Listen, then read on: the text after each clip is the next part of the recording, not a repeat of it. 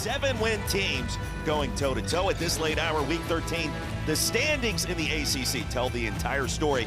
The Mustangs still in contention to reach the ACC championship game in Charlotte. With a win today, those percentage chances increase all the way to 67%. Mustangs need to run the table and need just a little bit of help down the stretch to have a chance to win the ACC. ESPN College Football is presented by Tums for this early kick in Dallas. Sam Acho, Roy Philpott, Taylor Davis joins us in just 1 minute. So glad you could join us.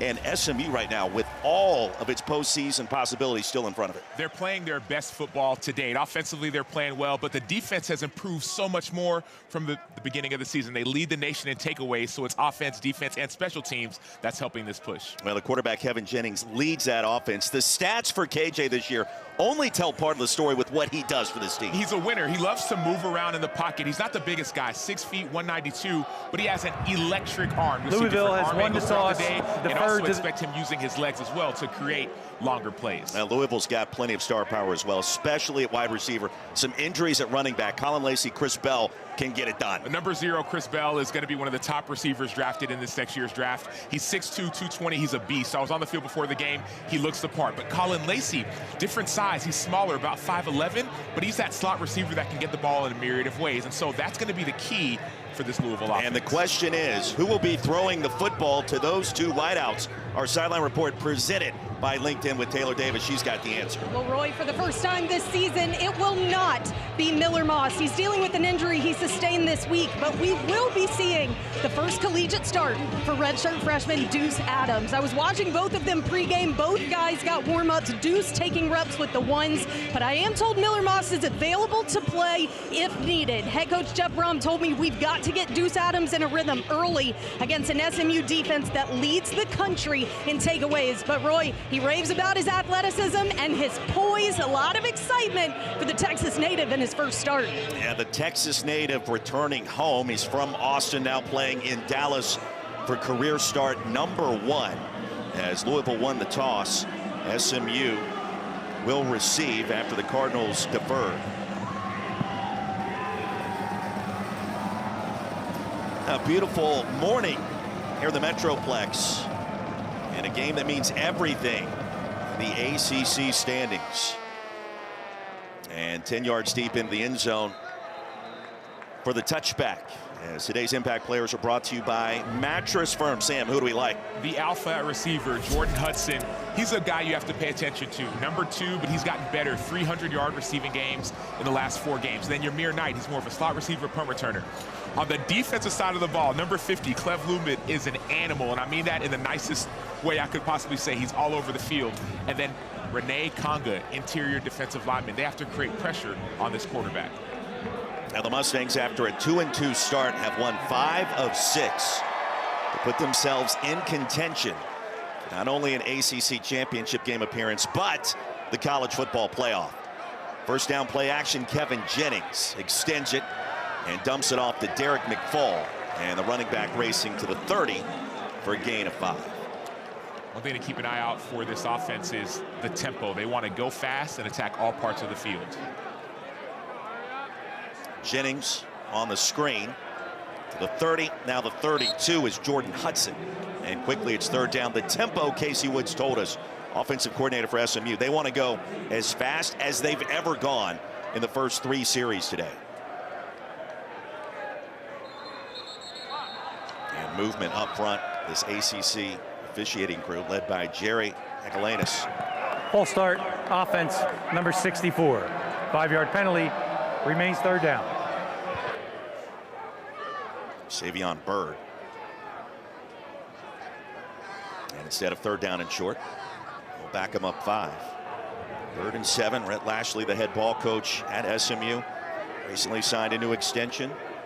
His name was being circulated about several vacancies in the Power 4. Dallas is his home. His son is the starting quarterback, the local high school team. And he is in it to win it for the foreseeable future.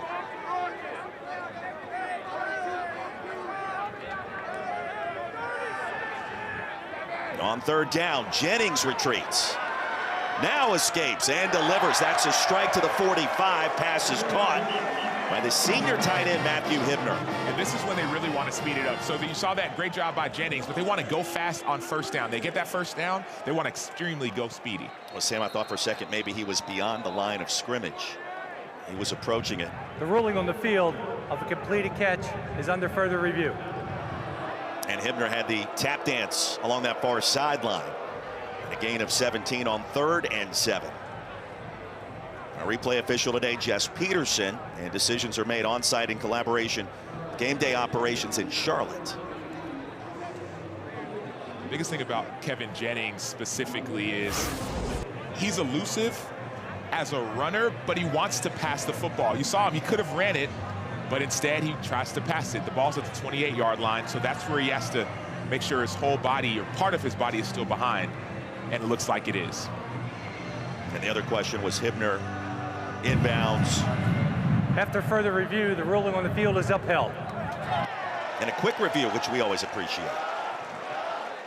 Quick review, but I love the decision by Kevin Jennings. The pump fake that you saw on that play, that held the defender on the inside and deciding not to run it, but get it to the transfer from Michigan, Matthew Hibner.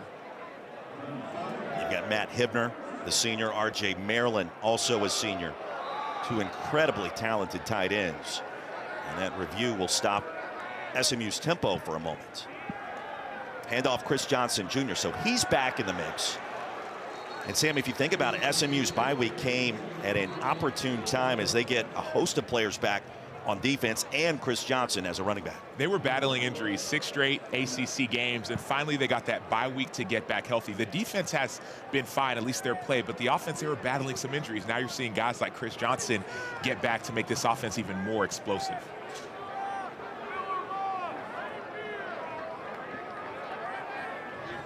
On the toss, Johnson again with a crease towards the line to gain, and that should be enough to move the chains. It is. It's interesting, Roy. We talked with the coaching staff yesterday. They said that they want to attack every part of the field, and we've seen that so far. We've seen some inside runs. We've seen some outside tosses. We've seen a potential down the field shot that ended up being a check down, and we saw a sideline pass. That threatens defenses because everyone on the defense has to defend. And breaking news, we also just saw a huddle right there for the SMU offense. Play action. Jennings nearly fell down. Heaves one long. And broken up. Here comes a flag from the end zone. Jabari Mack trying to cover Romello Brinson. And an infraction coming against the Cards secondary. Pass interference, defense, number 4. 15-yard penalty, automatic first down. This play would have been a touchdown, but Kevin Jennings actually slips halfway through his play action. It's a play action pass, and he has Romello Brinson wide open, but that little slip causes him to delay the pass, and that's what makes it incomplete. Still got the 15 yards, but I'm sure they would have loved 6 points. Well, it's been that kind of heartbreak for Louisville the last couple of weeks. 3 losses by a combined 7 points, 2 coming in overtime. 1 last week at home against Clemson on a Friday night. Tunnel screen, Jordan Hudson, and corralled quickly. He's going to lose a half yard. Holloway made the tackle. Louisville's been so close this year, Sam, but so far away at 7-3. They could have had a much better season. And sometimes losses like that, it feels like they just come in bunches. Man, what else could I have done? You saw the missed field goals, the mixed extra point last week versus Clemson, the loss before in overtime. I mean, it's been a struggle for this team, the Louisville team, to find a rhythm. Yes, they've battled injuries, but man, that confidence, the psychology of finding ways to win is what can be difficult when you lose like you did. And losing against some pretty good teams. That Cal game coming in overtime, also an OT against Virginia. And outstanding coverage. Mack on Brinson, and now a flag comes in late. So too handsy again in that Louisville secondary. Pass interference, defense, number 4. Automatic first down. That's his second PI on this drive. And it makes it challenging as a defender because the first PI was you got beat deep. Now you don't want to get beat deep, so you're going to play a little bit tighter. But as you're playing tighter, you have to be patient in your coverage. You cannot wrap your hands around the hip or the arm of a receiver. So Jabari Mack's a little bit on his heels a little bit, needs to calm down and settle in to slow down Romello Brinson. Yeah, so just 6 yards on the penalty. A spot foul there, but it erases second down at 11. Off the left side, there goes Harden. T.J. Harden It'll be first down and goal for SMU. And SMU is going fast once again. They don't let you breathe as a defense. You give up a big gain, they're back on you. Gain of 23. Harden again. He'll try the left side again. Pushing, churning, and not this time. Boy, SMU goes so fast. The tempo so quick. You got to be ready. That's been a big topic of conversation for Louisville on defense this past week in practice. Ron English calling plays. And one response to that tempo is just to call a play. Just give me a base call, coach. Give me a call, I'll adjust. You don't have to have the perfect call to an offense. Just give me anything so I can get my feet settled and play what I see in front of me. Extra offensive lineman checks in, and Nate Anderson. Jumbo set, ninth play of the drive. He'll fake it to Harden. Jennings will try to get to the edge. And he does for the touchdown.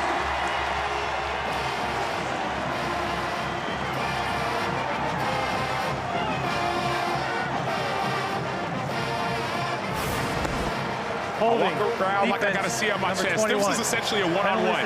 Wesley Bailey, defensive end, could have got the tackle, but this is almost like a naked play.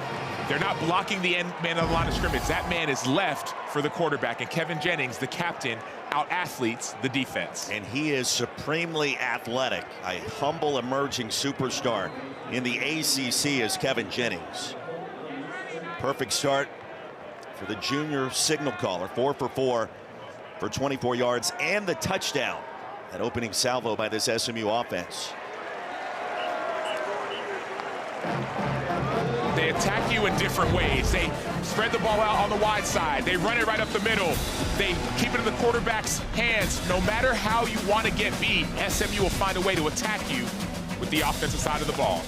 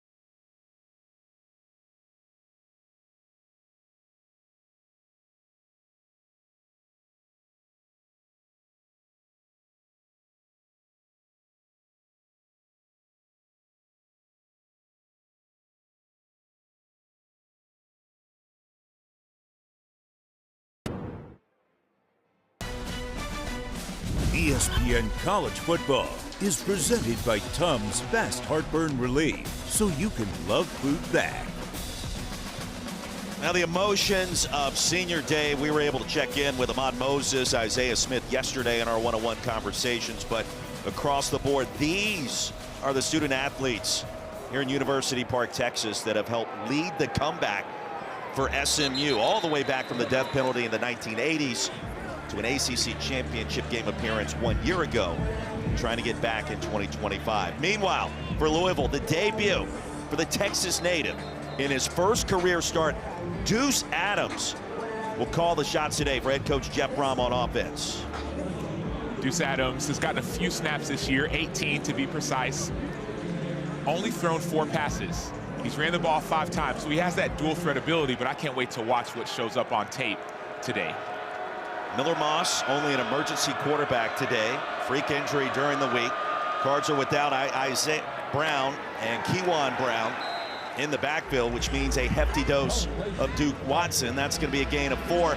Taylor, what did it look like on the sidelines with Deuce Adams getting ready for this drive? He was very intentional, throwing a good bit with backup quarterback Brady Allen. He sat at the edge of the bench, took a few minutes to himself before high-fiving Chris Bell, a guy you know they want to get involved.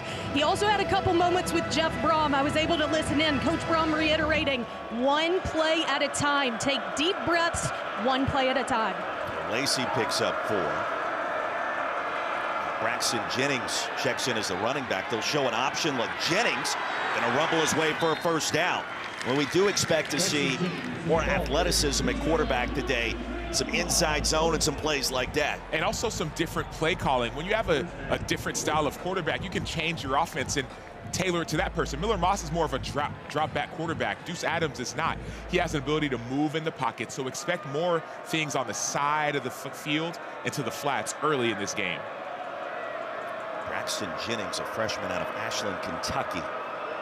Blazer High School in at running back again. Chris Bell escapes the first defender and the second. That's going to be enough for a first down into SMU territory. Well, that's one of the reasons Mel Kiper and NFL scouts love numeral 0, the elusive ability that he has after the catch. It's also the strength. You see elusive, but he's 6'2", 220. He's also strong. He makes people miss. He has yards after contact. You're not going to bring him down with arm tackles. That's what shows up on tape, but that also translates to the next level.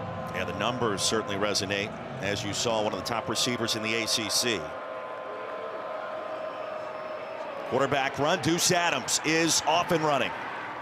And Adams on the draw. He chopped down by Kilgore.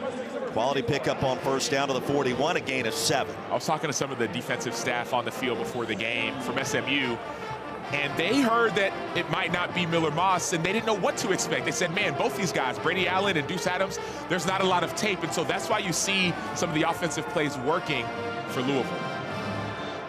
Deuce Adams recruited to Purdue by this staff at Louisville before they got the job in Derby City. Saw him throw, loved everything that they saw when he was a sophomore in high school. Jumped on board early. That paid off with a commitment.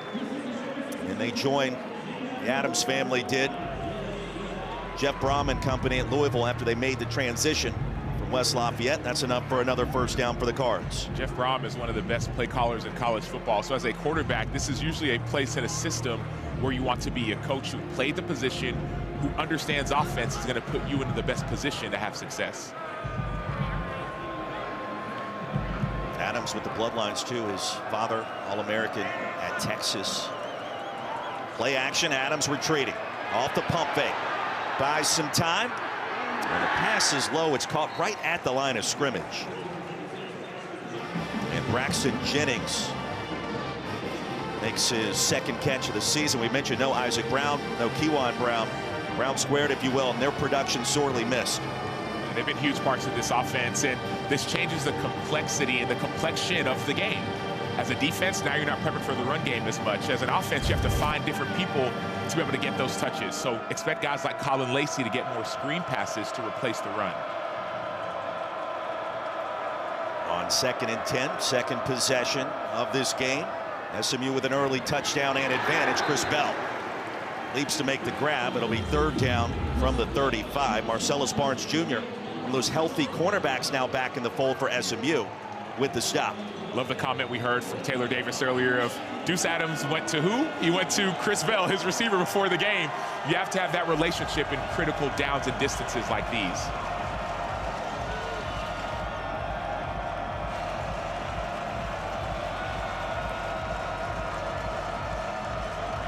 Adams finally got the play call.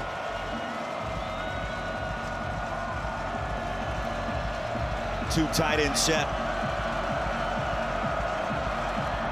And the play clock winding down.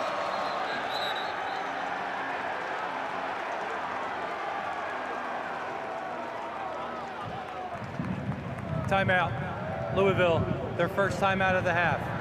Full media timeout. Third down and 5 coming up when we return here to University Park.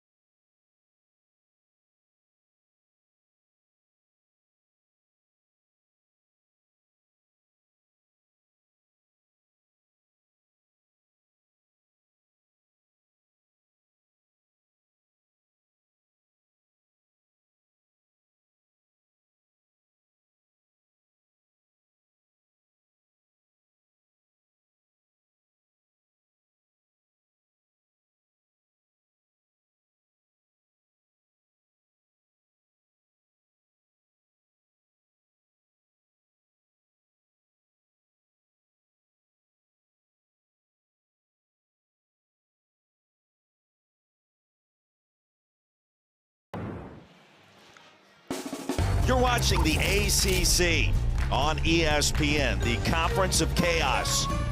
What are the chances this year? It's so random at the very top of the league of who wants to seize control. There are scenarios where we could have a 5-way tie at 6-2 at the end of the year. You look at the cleanest scenario, SMU and Virginia, if they both run the table, Georgia Tech loses, Pittsburgh falls to Miami next week. That would mean the Mustangs and the Cavs reach Charlotte easily. It's not a 5-way tie at the top. It's a potential 6-way tie at 6-2. The chaotic scenario in the ACC, absolutely off the charts, but it feels random. It feels chaotic. It feels like the wheel of destiny will determine who wins the ACC championship. Out of the timeout, called by the Cards. Third down and 5. QB run. Deuce Adams didn't need much. He'll pick up the first down easily. Mobility, the athleticism, the speed there on his first drive as a starting quarterback. He picks up 11 on 3rd and 5. I love the play calling by this Louisville staff, by Jeff Brom and the staff. This is not what we've seen on tape so far this season. It's been so much more drop back pass, QB under center. Now we're seeing a lot of shotgun, a lot of empty quarterback design run. SMU does not know how to respond just yet. Duke Watson on the field at running back. Adams so far 18 passing and rushing yards.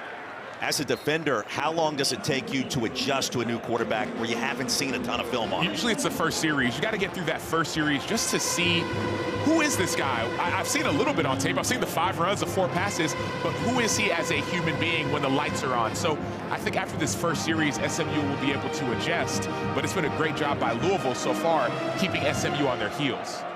After Bell picked up 3, 10th play of the drive coming up for the Cardinals. On the toss. And to the edge goes Colin Lacey. So Lacey we will see as a wide receiver, also as a running back. Kewan Brown and Isaac Brown both out of the mix today. And it's not just going to be Chris Bell for this Louisville offense. It's got to be Colin Lacey and even somehow the run game. Even if it's not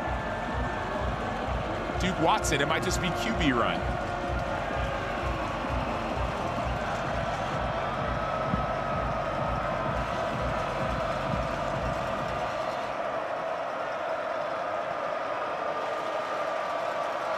On 3rd down and 6, Adams, and that throw high, looking for Chris Bell, nearly picked off by Barnes, and a field goal attempt now coming for Louisville.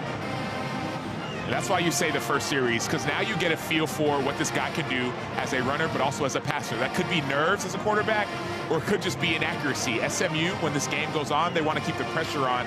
Louisville has to keep it out of 3rd and obvious situations to make it not so easy for the defense. Now, Cooper Ranvier just 1 week ago missed an extra point, missed a long field goal in the 4th quarter that could have won it for the Cardinals against Clemson. This attempt from 36 yards. He's had a good year before what occurred last weekend, and a good start today from the right hash. Louisville on the board. Ranvier makes it 7-3.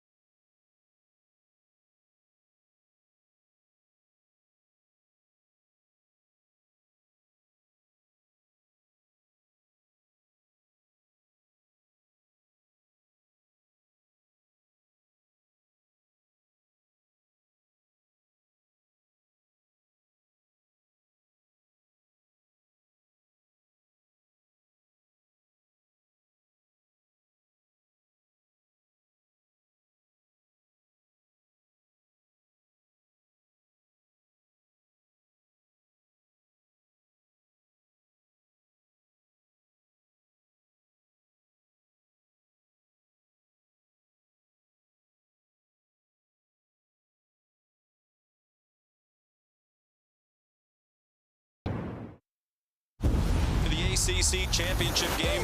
To the end zone! Touchdown!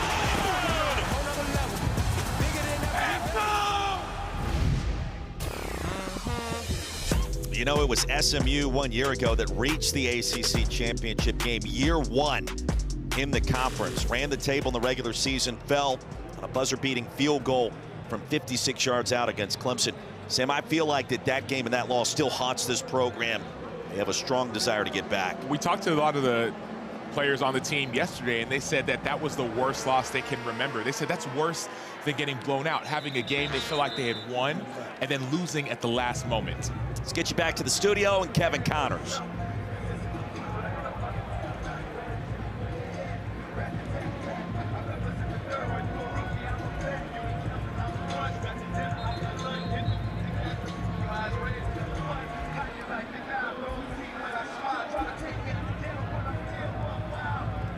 Gentlemen, we start to think about strength of record and how you look in terms of the eye test down the stretch in Miami.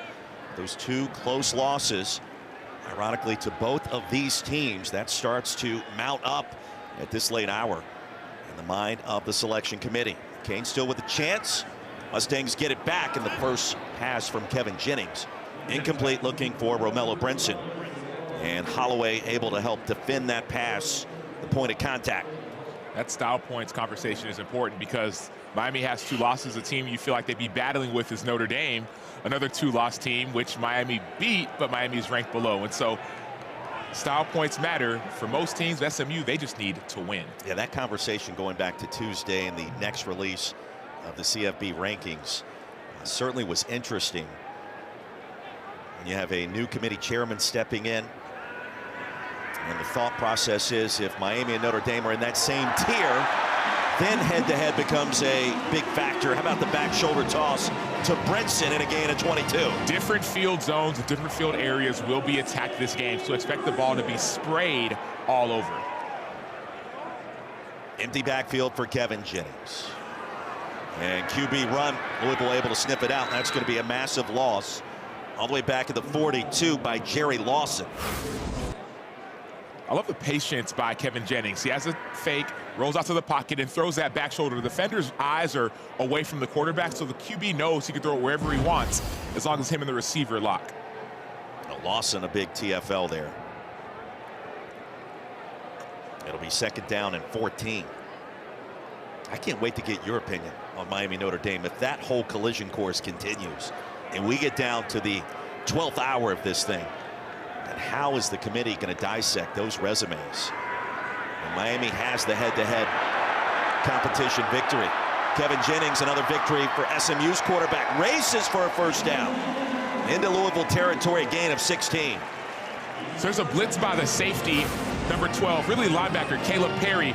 He blitzes, and he's unblocked, but Kevin Jennings does a little bit of dip inside, outside, and knows that he's going to replace his legs where the blitz just came from. Cards will stack the line of scrimmage. They're thinking run. They sniffed it out, and they thought right.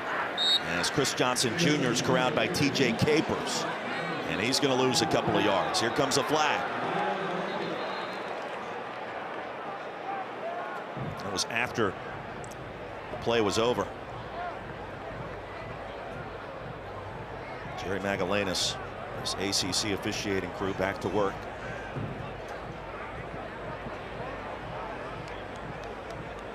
I mean, Sam, if you won the head-to-head, don't you have to get the edge? Well, here's the issue. You said you wait for our opinion. Here's my opinion. Miami's two losses are to two teams that aren't ranked, whereas Notre Dame's two are to two of the top 13 teams in the nation. And so that's where it starts to get a little bit dicey. You could argue that Notre Dame played a tougher schedule. They played A&M, and it's a number 3 team. And after the play, unsportsmanlike conduct, offense, number 59, his first of the game, 15-yard penalty. The down counts, second down. Well, that's a massive infraction on P.J. Williams, the Texas A&M transfer and starter at right tackle. Get back to that Notre Dame-Miami conversation in a minute. SMU going the wrong way after Kevin Jennings picked up that first down easily, and that infraction coming number 59 after the play ended. Yeah, and a little bit of acting on the side of number 50, Clef Lubin, but you don't want to get in a guy's face. The referees are going to see the second person. So whatever Lubin did first, the referees saw Williams second have to have more self-control. Second down in Fort Worth.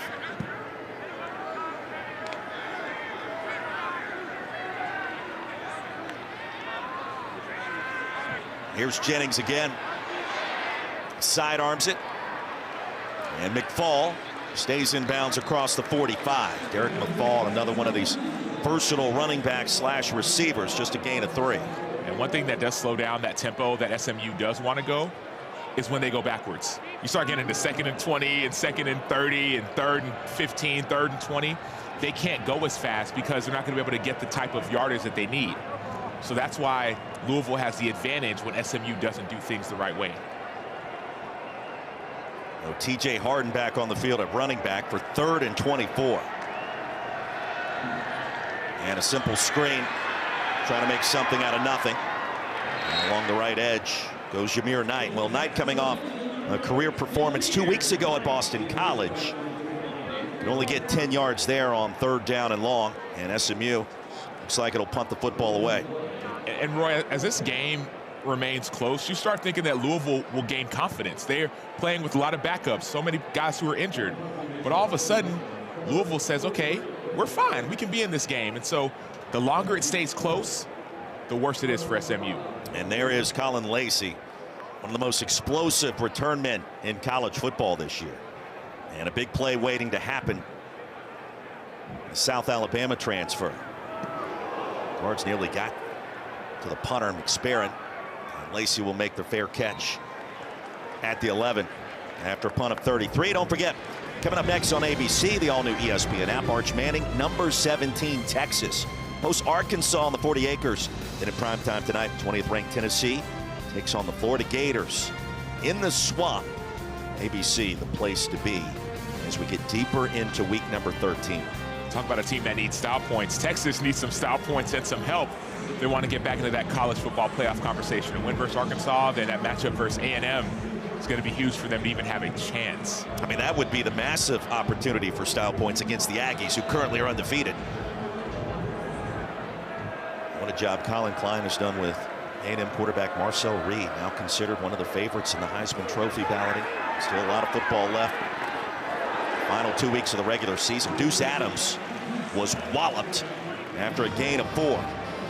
I like the decision, though, by Adams. He didn't want to put the ball at risk. He could have thrown pretty much a corner route that may have been intercepted. So instead, he tucks the ball, gets positive yards, and returns the ball back to his offense as opposed to the other team. It was Lang and Barker colliding with the quarterback, making his first career start. Redshirt freshman out of Austin, Texas, back in the Lone Star State. And the run to Duke Watson with the lane, and then he's tripped up. It'll be 3rd down to begin our second quarter. Barker chopped him down to the turf. An entertaining beginning here in the Metroplex. 7-3 our score. This is the end of the first quarter.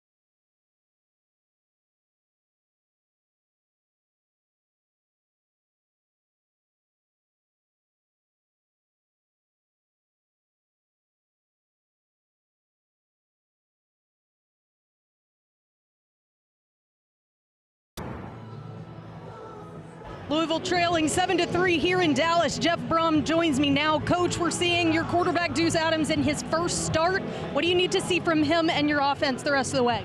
Well, he's got to play with great poise, and he's got to execute. I think just having some balance as far as running the ball and passing the ball, not having negative plays and not turning the ball over. Right now, decent.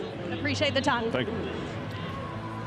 All right, so third down coming up for Louisville to begin our second quarter. 7-3 SMU with the advantage. Mustangs have to win today and again next week at Cal to have a chance to reach the ACC championship game. Back-to-back years. Movement at the line. They're going to blow this one dead, and Louisville's going to lose 5. False start, offense, number 70. 5-yard penalty, remains third down. That's Trevante Sylvester, the transfer from Houston, a fifth-year senior at left tackle. The reason why you heard Jeff Brom say in this interview with Taylor that they don't want to have negative plays is because now it's 3rd and obvious. 3rd and 9 is usually obvious pass. So the pass rush, guys like Isaiah Smith, number 1 for SMU, they're going to be hunting the quarterback. The only difference in this game is that draws and maybe quick screens could be more possible because Jeff Brom doesn't want to put his quarterback in harm's way. Good start for Adams, 4 or 5 passing, 20 yards rushing in the first 15 minutes. Needs 9 yards here. Safety valve delivery, and into the flats goes Colin Lacey and stopped short of the first down of the 19. So a 3-and-out force by SMU, and of course aided by that false start penalty on Sylvester moments ago to begin our second quarter. Talk about not beating yourself, especially when you have your top 2 running backs out for Louisville, your starting quarterback out. The last thing you want to do is to go backwards. David Chapeau in to punt from his own 5 with Ymir Knight for SMU standing inside his own 40. And a wobbler. Take a Cardinal bounce at the 41. Let's take a look at the Taco Bell Live Más student section. Only one student section can claim the title of Live Más student section of the year. We'll take home the trophy this year. Good crowd here, Gerald J. Ford Stadium. They got it on campus maybe fashionably late with this early morning start. Sam, it's a lot to ask folks to get here at 10:30 a.m. local time and get ready for a big game of this magnitude. But the attendance has been on the rise for SMU, and we even talked to Ahmad Moses yesterday, and we asked him what was the difference in that Miami game. He said the crowd. Everybody stayed for 4 quarters. We loved every minute of it. Ponies get it back, sidearm delivery, and another strike from Kevin Jennings. And racing ahead is Chris Johnson into plus territory. So you're going to see show up on tape with Kevin Jennings. Sidearm, different types of arm slots. You know, we asked him yesterday, KJ, did you play baseball? Because the way you toss it reminds us of a strong arm shortstop. He goes, I wish that I did. He's actually a really good basketball player. He showed us some of the highlight reel dunks he's put together. Very athletic. He said, I didn't play baseball, but I did play backyard football. And when you hear him say that, it starts to make sense. Remember being a little kid and just playing backyard football, making people miss? That's what you see on film from Kevin Jennings, and it's in real life. We heard him say it. Now we're seeing it. Did you play backyard football, Roy? I did. My God. And I was a quarterback, but I couldn't throw it the way that Kevin Jennings could. I was a receiver, and I was like 250, so yeah. That's a lot to deal with. But one of the questions we asked him, too, where did you learn that off-platform toss? And he said, it's not Patrick Mahomes. It's actually Aaron Rodgers. There's T.J. Harden churning the legs and picks up another first down. We mentioned Jennings as a basketball player. Give me a little 360 on the dunk you very much, Sam Acho. And this was his freshman year, and this is in the gym, right? Just put up some shorts on and boom, yum. Hey, I love it. Love to see it if you're a fan of the Mustangs. And now a false start penalty. False start, offense, number 2. 5-yard penalty, first down. We were with Ahmad Moses as well during that interview, and Ahmad Moses said, hey, but you didn't show them what I did to you when we played one-on-one. Ahmad didn't send us his film, though. No, we never got that video. Ahmad did have the play of the year with the interception of Carson Beck in overtime just a couple of weeks back, but he failed to send us the goods. What could have been a rejection of his starting quarterback at the rack in basketball. First down and 15 after the penalty. And now a direct snap to TJ Harden. And straight ahead will get what he can. Back to the original line of scrimmage. There was a sense in talking to SMU this week, Casey Woods, I think, said it best. We're teetering on the edge of becoming hot. And I think it reminds him, and this staff reminds all of them about what it felt like last year when they ran the table in the ACC's regular season, and kind of inching back towards that right now. You got to win today and win next week at Cal. And Louisville wants to put all that in the freezer, all that becoming hot, making the playoffs. Their defense specifically is one of the better defenses in the ACC. So they're trying to show people, hey, all these close losses, we're going to find ways to win. Fake it to Harden. Kevin Jennings wants to run it. And through a small crease to the 30. Angelo Hutchinson with a tackle. Be third down from there. And the mindset of that Louisville defense has to increase as well, knowing that they're playing with the redshirt freshman at quarterback. They have to be able to do their part to slow down the running game from SMU and force 1 or 2 turnovers so they can win on that side of the ball as well. I think you and I both believe, too, this has the potential to be a higher scoring game. If you force a turnover, that's great. But if you force a field goal opportunity, maybe at times that'll feel like a win for you. It's a 4-point swing. If you keep teams when they're in the red zone to field goals rather than touchdowns, it keeps you in the game no matter which side of the ball you're on. Sidearm delivery again. Across the 20 into the red zone and a first down. Outstanding block for Jordan Hudson as Jameer Knight snuck in there to pave the path. You saw 7 or 8 guys at the line of scrimmage, so it's a one-on-one. And Jordan Hudson says, I don't care who's in my way, I'm getting that first down. Back to tempo, and there's Harden. A tap dance behind the line. And a 2-yard pickup on first down. This offense attacks you in different ways, Roy. They have that speed to their game. They have the quick screens to the outside to the game, but they also have the size to their game. TJ Harden's 6'2", 220. So it's not like you could just play basketball on turf. They want to out-physical you as well. Yeah, that's part of the master plan for Rhett Lashley, play caller, his OC, Casey Woods. How they've constructed this roster.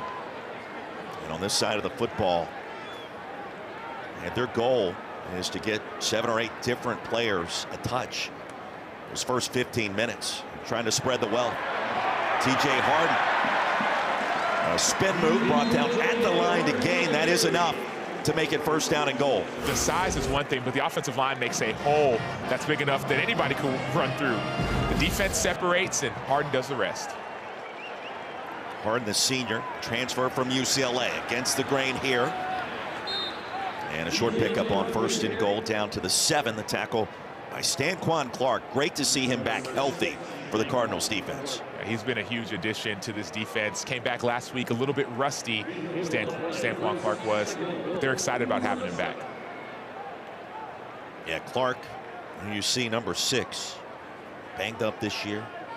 Back on the field a week ago in that 1-point home loss to Clemson. Mustangs will add an offensive lineman and Stone Eby. Andrew Chambly on the field. Jennings floats it. Passes. Caught for the touchdown. Jordan Hudson.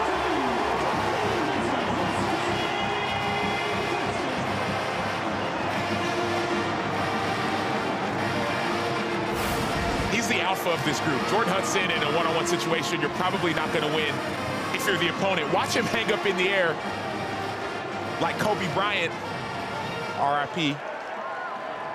Somebody's grabbing his face mask, getting rid of his mouthpiece, and still making that grab. There were 2 different mouthpieces that fell out on that touchdown grab. That is significant concentration by Jordan Hudson. Now that he's healthy, has meant everything to this offense for the Mustangs.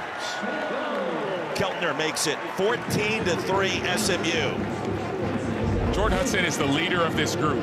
He's got the size, the physicality, the concentration to come down with the ball.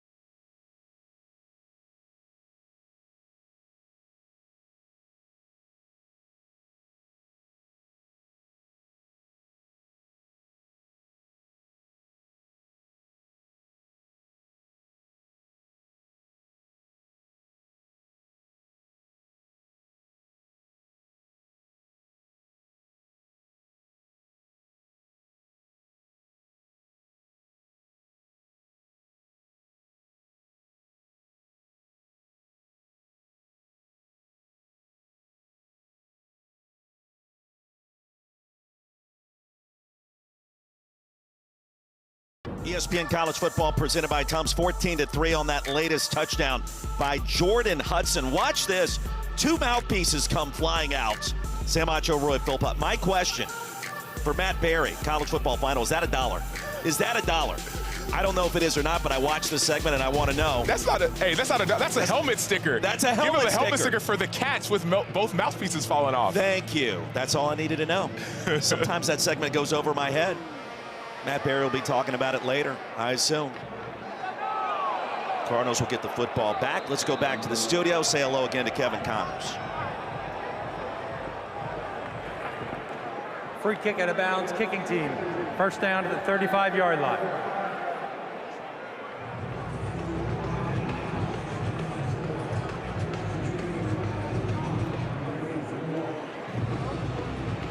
(14-3) there, 14-3 here. The home team with the advantage. And Sam, now we get Deuce Adams back on the field, who's been solid to start, but obviously Cards going to have to score touchdowns soon. And they have to stop going backwards. And now Brady Allen on the field. And we were told by Jeff Brom and Brian Brom this week, if Miller Moss couldn't go, we would see Brady Allen, the Purdue transfer, who brings a different dimension to this Cardinals passing attack. 6'6", 220 pounds, redshirt junior, does know the offense based off of his time in West Lafayette. But not a lot of film. Again, we talked with Scott Simons, the defensive coordinator. He said neither of these guys have played a lot. So just when the defense for SMU was getting adjusted, the offense plays a mind game with them and puts a different quarterback to start from ground zero. So it's Allen and Braxton Jennings, the freshman running back in the backfield. And Allen, who Jeff Brom reminded us, does have some decent wheels despite the 6'6" frame, and what that would indicate. Get what he can ahead to the 39. It'll be third down. But he's a different type of quarterback than Deuce Adams. Brady Allen is more of a drop back type of quarterback. So don't expect too many more runs like that, because that's not really in his arsenal. And this felt like this was an orchestrated plan. No matter what Deuce Adams did to start, Allen would get an opportunity. He needs 6 yards here.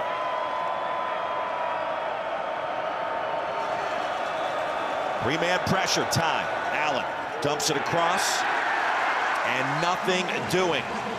Antonio Meeks is going to lose a yard, and Brandon Booker right on top of that play. I love the confidence that this builds for a defense. You put in one quarterback, you shut him down. You put in a different quarterback, you shut him down. Defense has great eyes. They're playing zone coverage, but it almost doesn't matter who's in front of you, and that builds so much more resolve as a defense. It says you can play against anybody who lines up against you. Do you like going to Allen right there with what we've seen from Adams in the first quarter? I do like it because the psychology of it. It makes Scott Simons, the defensive coordinator, say, I'm not going to be settled just yet. So I actually do like the decision.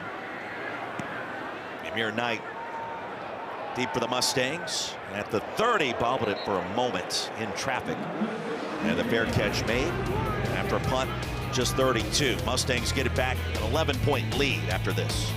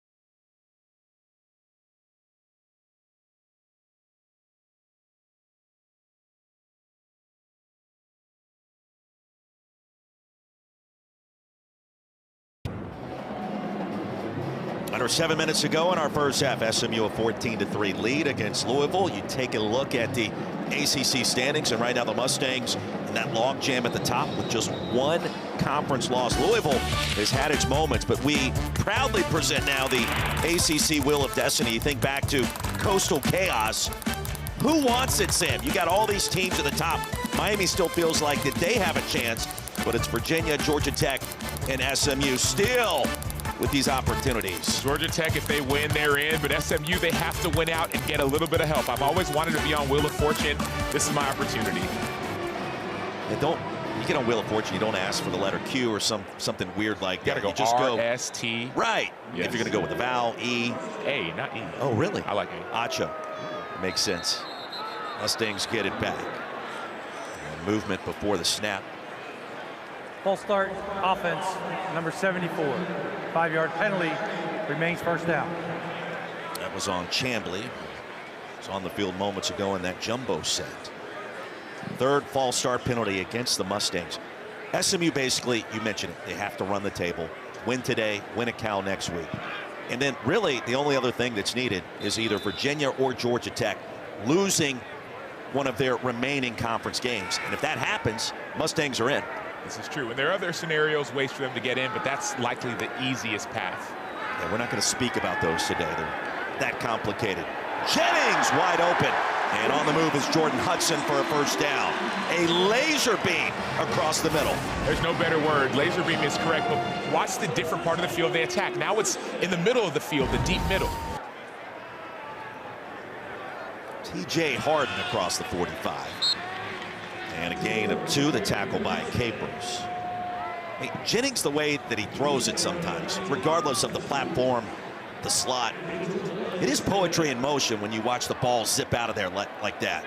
And it's not just the way he throws it, but it's also the way he extends plays. He uses his legs not as a runner. He uses his legs to throw the football down the field, which makes it that much more difficult for a defensive back to plaster or stay tight to their coverage. Now 7 straight completions for number 7, Kevin Jennings. Redshirt junior out of Oak Cliff, Texas. Bring that program back, state championship level. And Taylor's got more on Kevin Jennings. Taylor? Yeah, Sam, it's a great point. He's not always running to escape. He's running to throw. And a lot of these wide receivers told me how much of a challenge it's been to them to get better. They said, you see Kevin escape, you think, do I need to throw a block for him? No, you got to stay ready. You got to have those hands prepared. He's a guy that's continuing to elevate his targets with that element of his game. I love the point you made, Taylor. And even when we talked to the coaching staff, they said, hey, when he scrambles, don't watch his eyes, watch his arm, because that ball could go to any of you on the field. 7 different receivers have already touched the football for the Mustangs. Over the middle, Ymir Knight, and that's enough to move the chains again. And Casey Woods indicated sometimes it feels like Kevin Jennings throws the football between his legs to complete some of these first down passes. It feels that way, and we might see that coming up, but the point you made was a great one. 7 different receivers. We talked with Casey Woods. He said that his goal was for the first 15 plays for 7 different guys to touch the ball, and that's what we're seeing. When that happens as a defense, you cannot settle. Everyone's going to be attacked. And this Louisville defense back on its heels in need of a big play. Try to help a new starting quarterback playing on the road for the first time in that capacity. Jennings, there's the seam to Hibner. Brought down to the 10. Watch the ball placement of this pass. So Matthew Hibner, the transfer from Michigan, tight end, is going to receive this perfectly placed near back shoulder type of ball from Kevin Jennings. So it's not just the velocity, it's also the accuracy, the way that Jennings distributes the ball to so many different people. After the play, unsportsmanlike conduct, defense, number 25. Half the distance to the goal penalty, added to the end of the play, automatic first down. That's First number down and 25, goal. Louisville's first unsportsmanlike conduct foul of the game. And the infraction against Holloway, who's had an active first half. First and goal for the Mustangs after a gain of 33 to Matt Hibner on senior day. And here's a frustrating part for a defense, Roy. First it was Jordan Hudson with that catch. Then it's Ymir Knight. Then it's Matt Hibner. So it's like you can't double anybody. So if you have one weak point, they're going to attack it. And Jennings 14 of 15 to start, 149 yards, the touchdown, also a score on the ground. TJ Harden, a stutter step. Tried to find some mojo, couldn't do it, stopped at the 5. And Hutchinson was there. Louisville can somehow force a field goal attempt. That would feel like an enormous win. SMU with all momentum on its side for Rhett Lashley. And I think the way you do force that is you have to understand that that ball may be going to the outside again, whether it's number 2, Jordan Hudson, who made that tremendous catch last time around, or number 3, Brinson.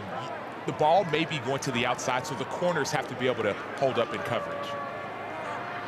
That's Hudson in motion. Jennings wants to throw it. The pump fake. The hesitation.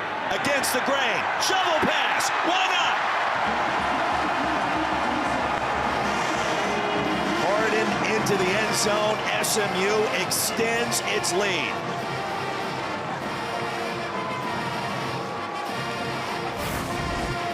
I said everybody has to be ready. All the receivers need to be ready. The tight ends have to be ready. What they didn't say is the running backs have to be ready as well. There's something special about the way that Kevin Jennings plays the game of football. It feels like that backyard style, but he brings everybody together. It's Sandlot style with precision accuracy. Kevin Jennings making more magic happen.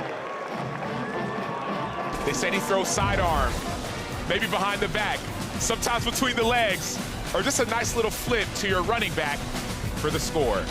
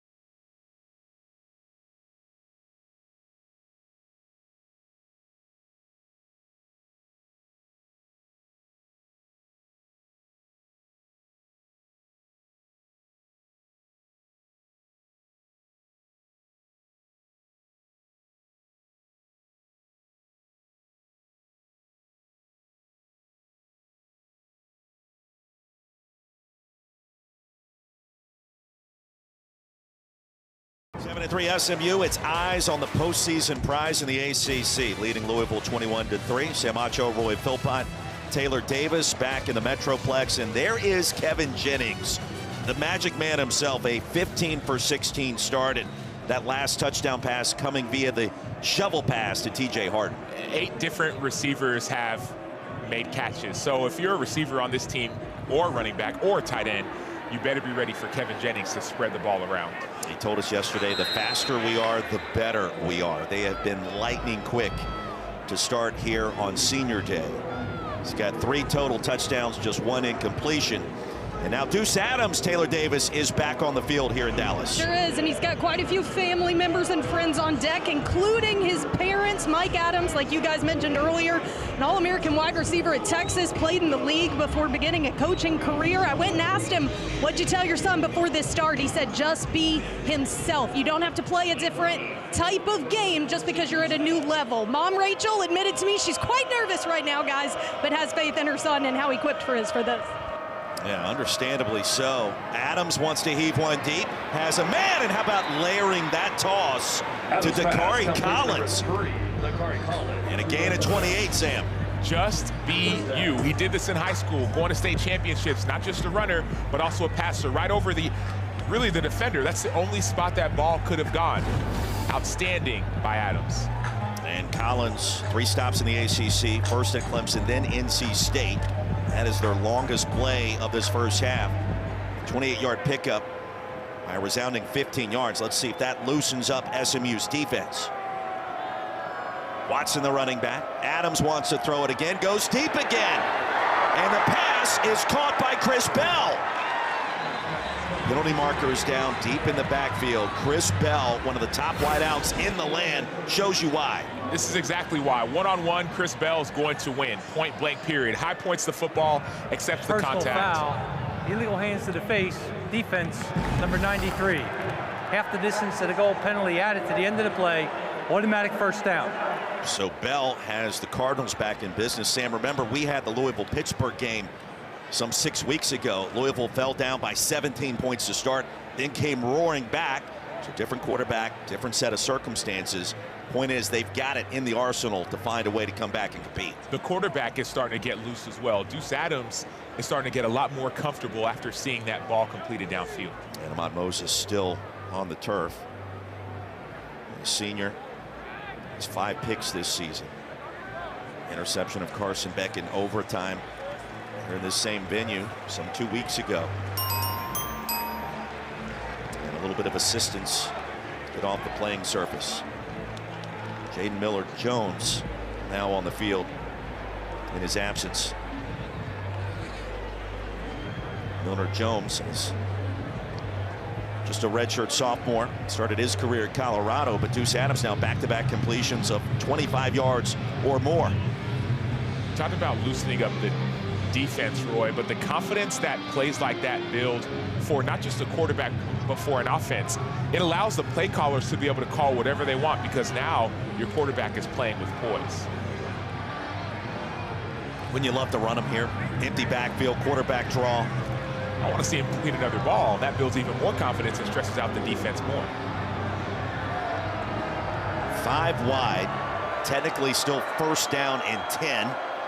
And the snap as the officials were approaching the line of scrimmage. There is no snap on the play. The officials were not ready for the play. That could have been disastrous. But clearly both lines of scrimmage not ready. This is a critical situation for Louisville because if they score, they do get the ball back at halftime. People talk about the middle 8, those last 4 minutes of the first half, first 4 minutes of the second. Could be a huge momentum shift for a team that needs it. Let's see what Jeff Brom wants to dial up on first down, just outside the 10. Quarterback run. And Adams gets down after a short gain.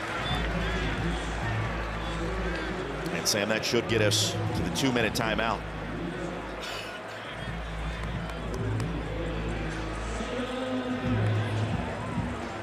Now the Cardinals on the move in the red zone, and they'll have it 2nd and 9 after this.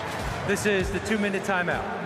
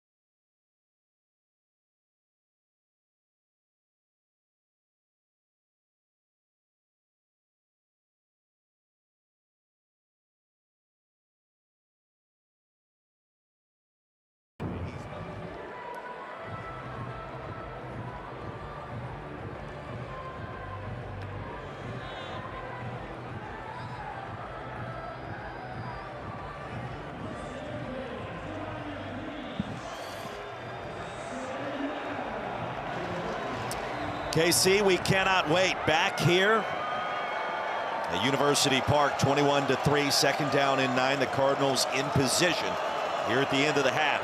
Into the flats, and that pass batted down by Cam Robertson.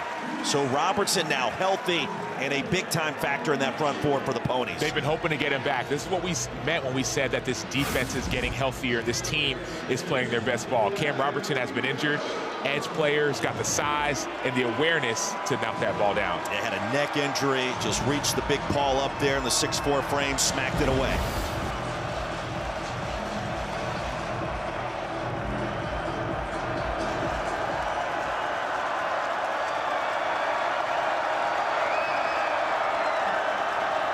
Watson motions out, empty backfield for the freshman Deuce Adams. On third down. Penalty marker is out. Adams is down. And he lost a couple of yards there. Let's check the infraction with 2 flags on the field.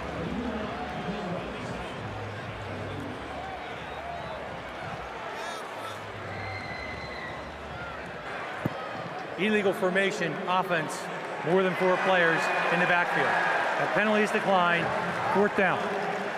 Now, penalties have been an issue for the Cardinals in losses this season. That continues to be a problem so far today. One of the tackles was likely lined up too far behind the line of scrimmage, and that's what caused that penalty.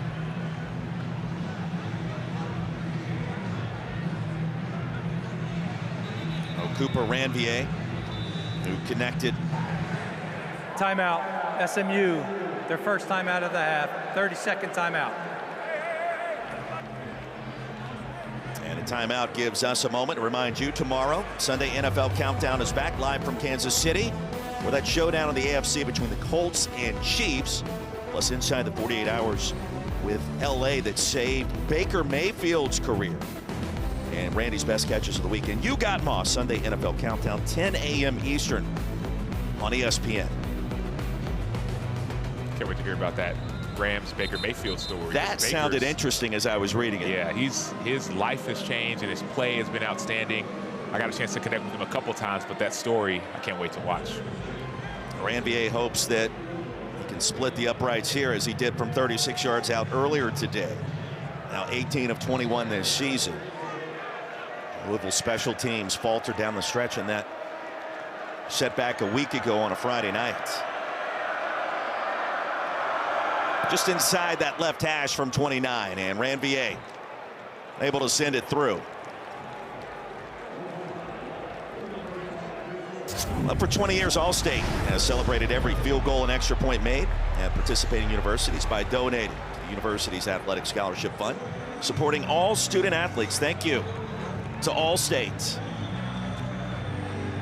Sam Acho, Roy Philpott, Taylor Davis, welcome to our broadcast position, and welcome to the Kevin Jennings Showcase, which has been as advertised thus far. 1 incompletion, over 8 people he's thrown the ball to, and he's playing at a different level. I would say he's playing Acho mind. The ability to run the ball, the ability to use his precentral gyrus, his frontal lobe, RPOs, fakes, doing it by himself. Kevin Jennings is 6 feet. He's not the tallest guy, about 200, not the biggest guy. But man, does he bring people together, whether it's Jordan Hudson, TJ Harden, his running back, all over the field, and also in your hearts. Improvising, extending plays, and throwing darts. That has been his specialty.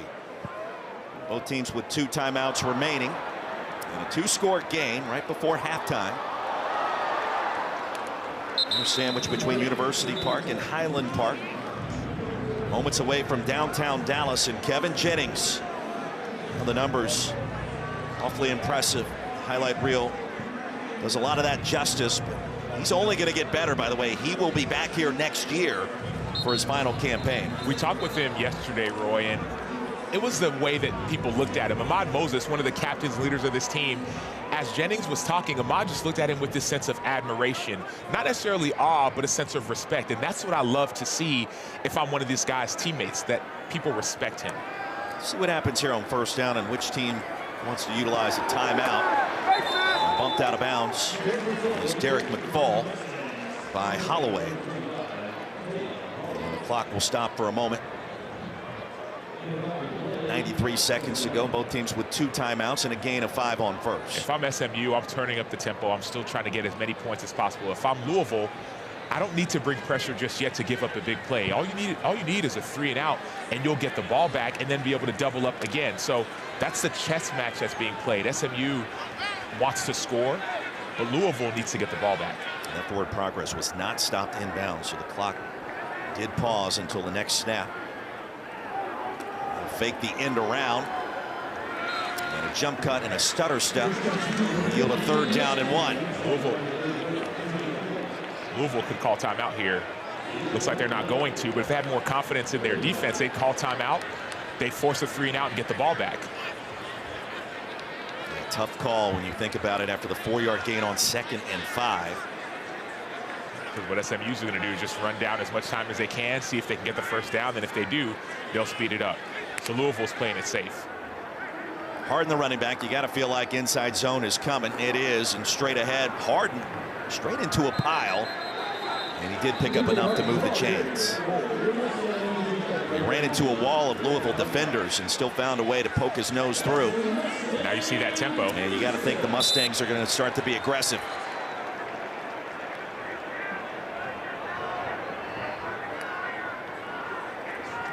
Jennings. Another strike. Jordan Hudson. And another 1st down. Tayon Holloway with the missed tackle, but Jennings just has peace in the pocket, patience in the pocket. Hudson does the rest.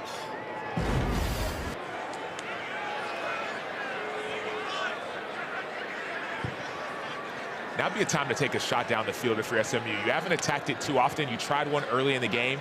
That'd be a perfect opportunity to attack these defensive backs like you have all game long. Yeah, Cardinals showing a little bit of pressure here. 5-man front. Jennings off the back foot and incomplete. As receiver broke in, that was Jalen Cooper, and Jennings threw it outside. Taylor, you guys were talking about his growth, and obviously we've gotten the opportunity to cover him the past couple of years. And when I spoke with him to start this season, he told me the biggest jump for him from last year is no longer being afraid of making mistakes. Sam, I would imagine for young players trying to make a statement, that could plague you a little bit mentality-wise. But he said this year he's just playing free, and I think you see that on display. Yeah, the patience in the pocket. This time he's gobbled up and sent backwards by A.J. Green. Well, the bolt of lightning the Cardinals defense needed here at the end of the half. They'll find it with number 17. A.J. Green just wins off the edge, point blank period. So all this talk about Kevin Jennings, the excitement, the plays, the one in completion, the defense can shut that down with a win. That's what you do as an individual on defense. You just win your one-on-one. Good get off, good hands, you just run around the loop. The last thing you'd want to do if you're A.J. Green is try to get that ball out, force that turnover, and give your team the ball. So a spark for the Cardinals at the end of the half. Louisville gets the football to begin the 3rd quarter and a chance to make it a 1-score game with a quality possession. 21-6 our score at halftime. Let's get you back to the studio. Kevin Connors, Trevor Maddich.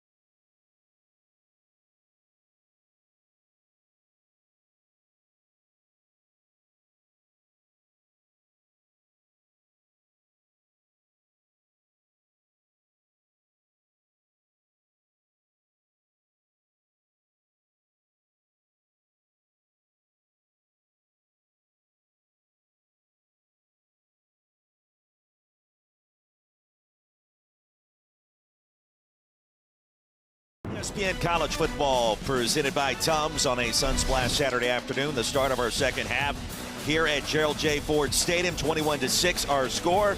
Sam Acho, Roy Philpott, Taylor Davis joins us on the sidelines in just one moment. You're an SMU fan. If a little bit of Kevin Jennings is good, more is better after what we saw the first two quarters. He does so much, and he has so much fun. Kevin Jennings has an elite level of arm talent, and you see it throughout the different arm angles. He can run the ball, but he doesn't run the ball to run the ball. He runs the ball in order to throw it down the field, whether it's a pump fake to get it to a receiver, whether it's a little pitch play to one of his running backs. Kevin Jennings makes you defend every blade of grass. Kevin Jennings, supremely accurate. The missile, the laser, the dart, the improvisation, if I can get that out. You know what I'm saying. Kevin Jennings makes things happen when you feel like the play's going to break down. Improvisation. There we are. Language of origin? Yes. Unsure as we take a look at the first half stats brought to you by Tums. Kevin Jennings, Jordan Hudson leading the charge. Those 6 targets for Mr. Hudson, resulting in a touchdown in which a pair of mouthpieces flew out against the defensive back for the Cardinals, who do get the football to begin this third quarter. In Louisville, freshman quarterback making his first career start. We saw him all but one series in those first 2 quarters. They put together a scoring drive here, a chance to make it a 1-score game. And Colin Lacey now will flank Adams in the backfield before motioning out. He'll get it on the swing. Full extension, trying to widen that field. And it gets back to the 25. That's it. Taylor Davis, what do you have? Well, Roy, I spoke with both coaches at the half. Jeff Brom was really pleased with the demeanor and composure of Deuce Adams. He specified that last drive of the first half, said, I really felt like some confidence was developed. I need to see that in this first possession here to start the second half. Now, defensively, he said this has not been one of our best days. Kevin Jennings looks far too comfortable, too efficient. We've got to try and get after him a bit more in the backfield, Roy. And we saw that from A.J. Green at the end of the first half as Colin Lacey remains down on the turf. As you heard Taylor talking, Lacey, Sam, if he was unable to go the rest of this game already without the services of Isaac Brown and Kewan Brown, that would be an enormous loss, not to mention no Miller Moss today, your starting quarterback in every game this year prior to today.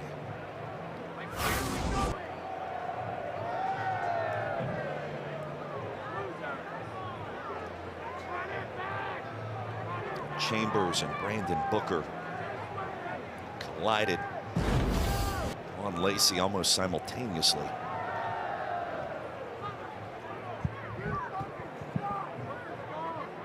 And the officials, the previous play is under further review. Take a look at that last sequence. Give Lacey a moment.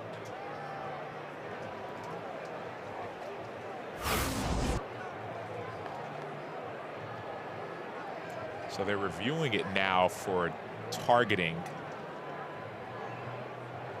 or maybe if the ball came out, it's some sort of fumble.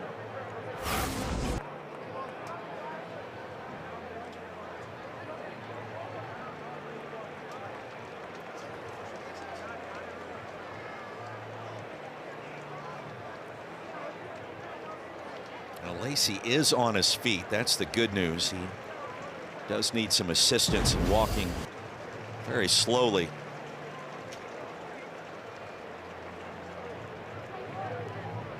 And Sam, they could be looking at multiple things on that swing pass as Lacey came down, but the fumble front and center. And if it was a fumble, there would need to be a clear and obvious recovery. After review, the ruling on the field is upheld. Second down. After all that, second down. Lacey on the swing pass, banged up on the play. You got a redshirt freshman quarterback making his first career start without his top 2 running backs. And now, most explosive return man on the field. And probably the number 2 receiver to Chris Bell, Colin Lacey. Not on the field, at least for this play, and perhaps a lot longer.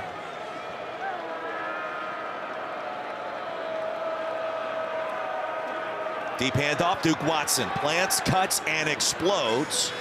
Across the 30, that'll make it 3rd down and 2. I love that play call because it's a tendency breaker. 2nd and 11, most times it's pass. You want to try to get half of it back. But now you keep the defense on their toes. They don't know now that it's 3rd and 2. Is it going to be run? Is it going to be pass? Usually 3rd and 3 or more is pass, but 2, you can do anything. Cards just 1 of 5 today on 3rd down. SMU with 4 straight stops on the money down in this game.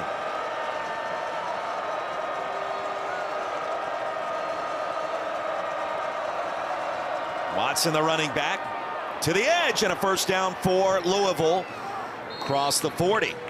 Well, that's one way to do it. It's just stay on the ground, a little ground and pound to start the 3rd quarter. That's the right way to do it. Louisville is battling so many injuries. You're down your top 2 backs, but Duke Watson is no slouch. He's able to get through the line of scrimmage, use a stiff arm to get that 1st down. And so if you're Louisville, you don't have to abandon the running game. Trust Duke Watson and have that run set up the pass. Now, Jeff Brom told us 2 days ago, it is Duke Watson's week. Sophomore running back out of Forsyth, Georgia. With no Isaac Brown, no Kewan Brown. And we've seen a little bit of Braxton Jennings today. And now with Colin Lacey banged up. Adams, safety valve, and a good decision to Duke Watson.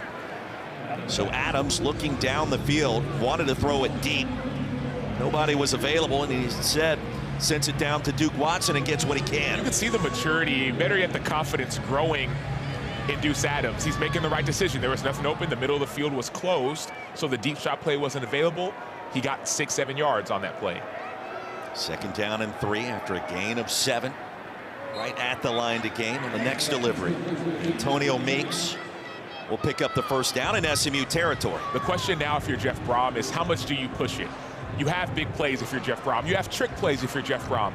But how mature is this redshirt sophomore? Is this one game of experience enough to start taking even deeper shots downfield? Sam, he's 10 of 12 passing to start. And Jennings rumbles ahead to the 45. Hiron Chambers brought him down. Good start to this 2nd half for this Louisville offense. And it's not just dinking and dunking. He had 2 25-plus yard passes down the field. That stretches out the defense and stresses out the defense. Every game this year for Louisville in those 3 setbacks, all 3 have been decided at just 1 possession, 2 coming in overtime. And in many circumstances, in a very heartbreaking fashion, they played a ton of close games. And the tight end to the 40, Risky, able to get what he can and be about a half yard shy, moving the chains. 3 losses by a combined 7 points. That's where the confidence starts to dissipate. Here's Jennings. Tried the A-gap, met with a lot of resistance. Only needed a couple of inches. Leading him there was Brandon Booker and Terry Webb. Terry Webb, the 6'3", 313-pound, 5th-year senior, had an outstanding swim move on the inside to create that stop. 4th down and 1. Cardinals want to go for it. 4 of 9 this year on 4th down. It's 44%. Loaded box for the Mustangs defense. Jet sweep to Bell. He'll pick up the 1st down, and here comes a penalty marker. Flag back at the 43. Holding, offense, number 70. 10-yard penalty, remains 4th down. Well, an absolute killer, Sam, and that has been a consistent theme in those close setbacks. Penalties. As an offense, as a team, you know the one thing you can't be is penalized. But on a play like that, the play's going all the way to the opposite side. No need to hold as an offense. An absolute drive killer. And one look at the penalty on Knight. You see Ahmad Moses, number 3, start to come inside, but you have to trust that Chris Bell is going to be able to outrun Ahmad Moses. So I understand that the instinct is to have your arm out there, but it hurts your team by following that instinct. And it's Knight back deep to receive this Louisville punt. And to the 15. No fair catch. Punt of 38, a return of 3. Mustangs have it after this.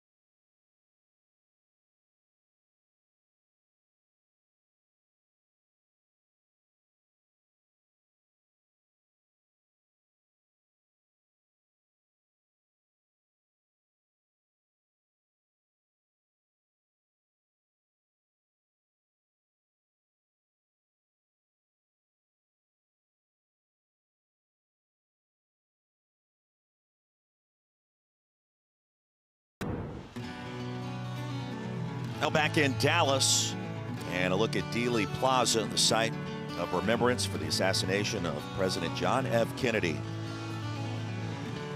Hard to believe, 62 years ago today. I visited that place when I was a kid. I grew up in the Dallas area, and just the history that was made, and that was my first time really coming towards this kind of part of town. It was eye-opening. Sam Acho, Roy Philpott, Taylor Davis.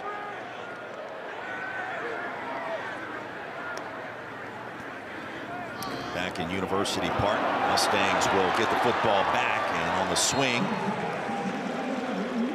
Mello Brinson gains 12. A busted assignment on the outside by Rodney Johnson.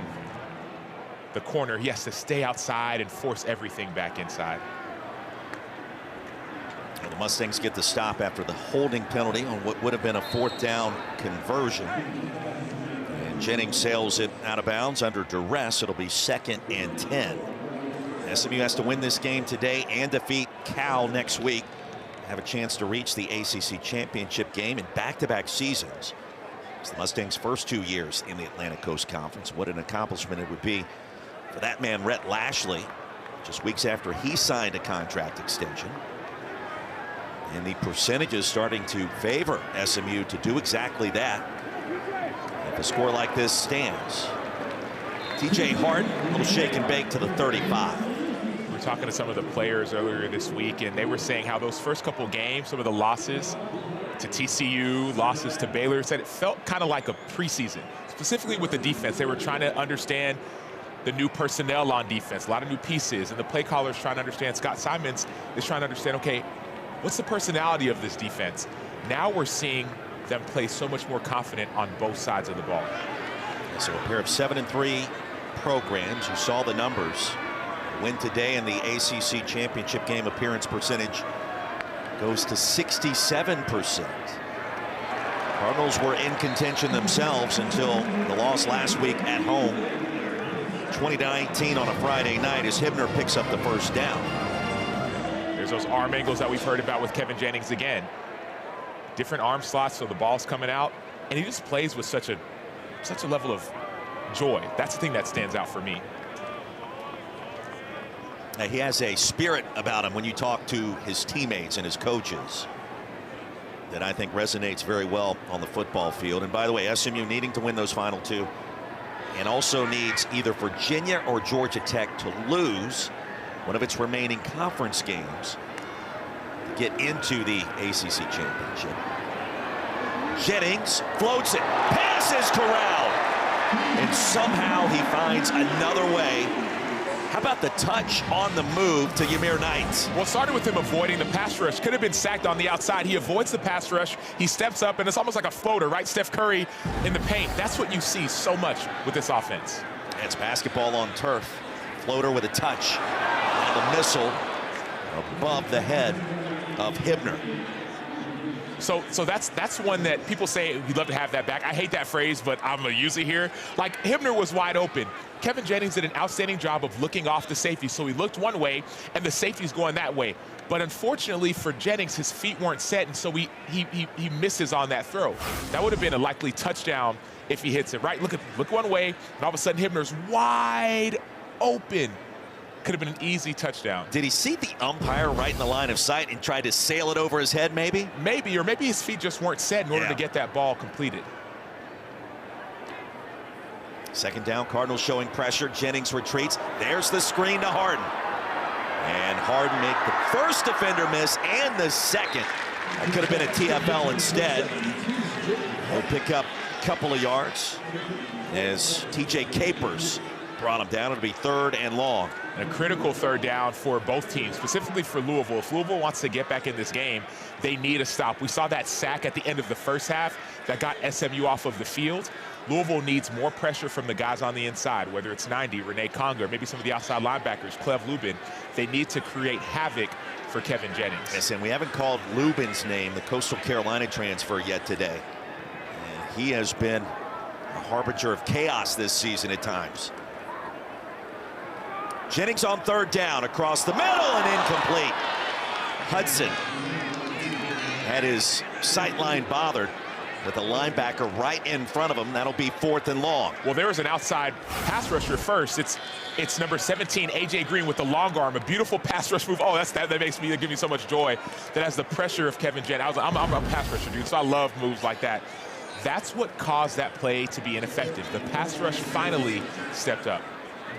That is the first third down incompletion thrown by Jennings today. And Bobby Golden back deep to receive this punt from McSparran into the sunshine. He was interfered with. There's the penalty flag, and the Cards will get enhanced field position as a result. The kick catch interference. Yeah, that was a kick catch interference. Kicking team number 26. 15-yard penalty from the spot of the foul. Automatic first down. Timeout. Cardinals will get it back, trailing 21-6 here in Dallas with 7:07 to go in our third quarter. Easy call for this veteran crew.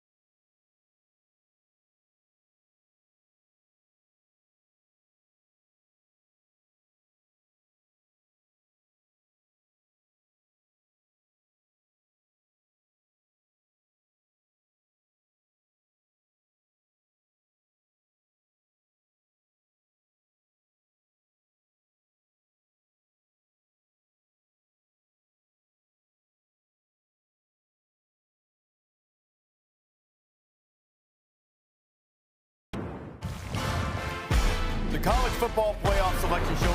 The bracket will be filled. Judgment Day is here. Yeah, it will be here before you know it. You're watching the ACC on ESPN. Back here, Gerald J. Ford Stadium. Sam Acho, Roy Philpott, Taylor Davis. And the chance to reach the title game in Charlotte. SMU with a golden opportunity to win today. Go from 46% up to 67% in the UVA or Georgia Tech to lose one of its final 2 conference games to have a shot. They're winning and they're hoping. If Georgia Tech loses, that gives them a chance. Virginia's on a bye week right now, so Virginia has chances to get in even being on this bye week. So for SMU, they have to win and then hope. Cardinals trailing by 15. Duke Watson. You mentioned Virginia. What a story it would be if the Cavaliers reach the college football playoff 3 years after experiencing the worst possible tragedy that you can experience in collegiate athletics. 3 players shot by a former teammate. They had to cancel the rest of that season, and then to think 3 years later, Tony Elliott leading that comeback. What a story that would be. People talk about justice. I believe it was just today, if not yesterday, the sentence was finally put to get justice for those players. And the Cavaliers with Chandler Morris, head coach Tony Elliott on the verge. Just Virginia Tech standing in the way of UVA next week in the rivalry game of reaching the ACC championship. In the standings, yeah, Pittsburgh's going to be a factor in this thing down the stretch. Miami still gives the league an opportunity, Sam, to get 2 teams in potentially as an at-large candidate. But Miami needs to win and keep winning. It's a 10-point game in their game versus Virginia Tech right now, so they have to win as well in order to get into the college football playoff.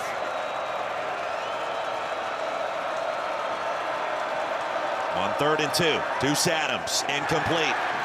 The slant wasn't open to Hurry, and Trayshawn Hurry off the fingertips. He kind of stumbled as the ball was tipped by Deuce Harmon as well. More people are going to be asked and called upon for bigger roles with some of the injuries to Colin Lacey, who just went out, who's their star slot receiver, to the running back. So Trayshawn Hurry is going to have to step up. Miller Moss is injured as well, so you're seeing Deuce Adams step up. This is what people say when they say next man up. David Chapeau, the punter, from the 27, sends it to Knight and over his head. Mustangs start inside their own 10. 15-point advantage after a punt of 54 by number 93, and we are back after this.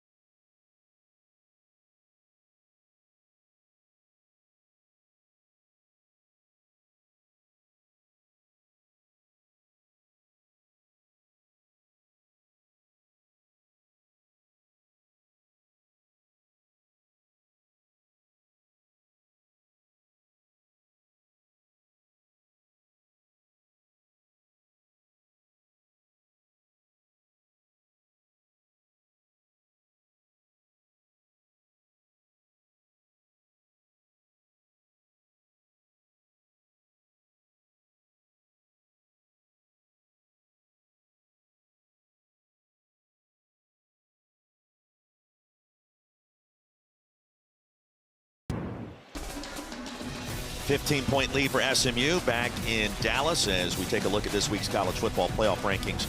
Brought to you by Verbo, and some games already underway. Alabama, Eastern Illinois just getting started.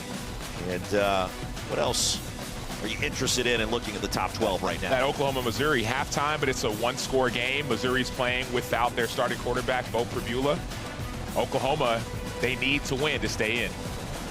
And the Sooners with John Mateer after the thumb surgery, not the same quarterback, going back to the middle of the season. A different team perhaps if he starts to cook. R.J. Maryland rather, upended at the line of scrimmage. Coming up Tuesday night, 7 Eastern, ESPN, the all-new ESPN app. We'll have the exclusive reveal of the next college football playoff top 25 rankings. Reese and the guys will have everything from top to bottom, coaches' reactions, and a live interview with the new committee chairman, Hunter Yurachek, the Arkansas AD, and they'll also project the 12-team field. Reese and the guys, and Heather Dinich. Heather Dinich, that's the plug, man. I feel like she knows so much about this committee, which it's been different this year, the committee, some of their decisions. Always scrutinize the month of November, and then what's to come on that final selection day. An exclusive reveal. A lot of folks interested in who will be in, who could be left out. SMU now facing a third down. Defensively, Louisville has done so much better since that last drive of the second half, first half. With tempo, Jennings wide open, first down. Jordan Hudson escapes out of bounds near the 30. I love that decision by SMU to turn the tempo up. Why has Louisville done better? Because they're taking their time, and they're able to get in the right play. Well, SMU usually on third down, they take their time. They did. They sped it up, and that's how Hudson was so wide open. Officials timeout for defensive player injury. And the Cards battling the injury bug in a multitude of ways today. Pre-game and now in the contest itself.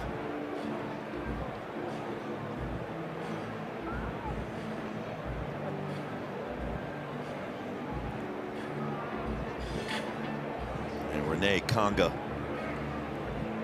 down on one knee. Now Conga, the Rutgers transfer, fifth-year senior.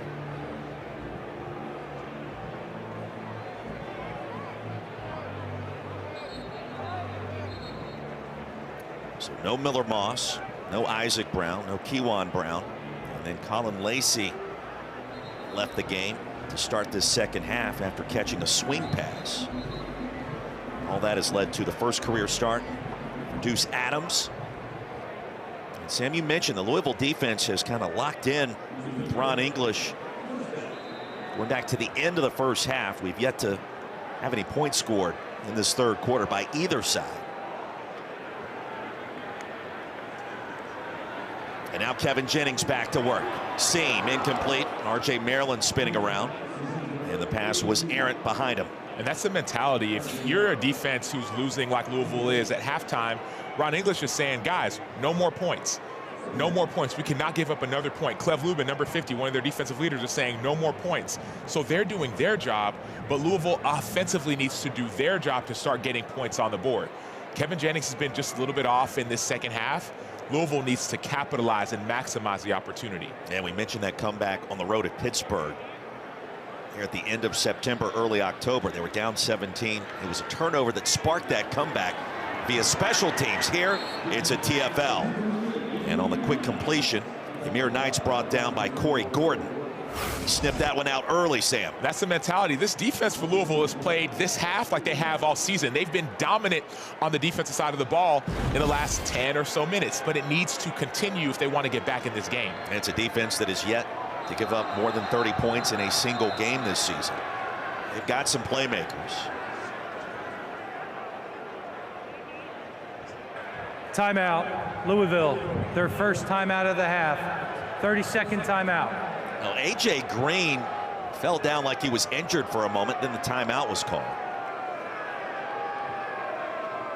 And don't forget our Week 12 Monday Night Football matchup. Christian McCaffrey, the 49ers, host Bryce Young and the Panthers, 8 Eastern on ESPN, ESPN Deportes, and the all-new ESPN app with Peyton and Eli, of course, on ESPN2.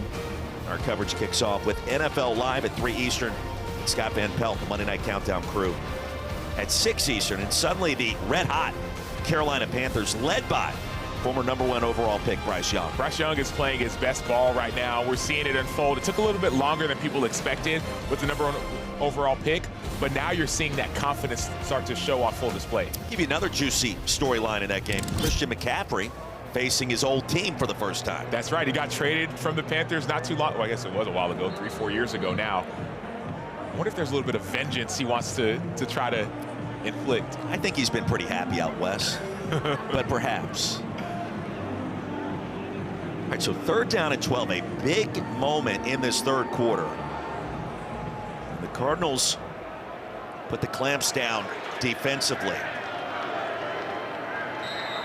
And Kevin Jennings has been held in check to start the 2nd half. Movement up front, free play for Jennings. He'll lob it up and out of bounds, looking for Jordan Hudson. Conga across the line of scrimmage. That was a free play.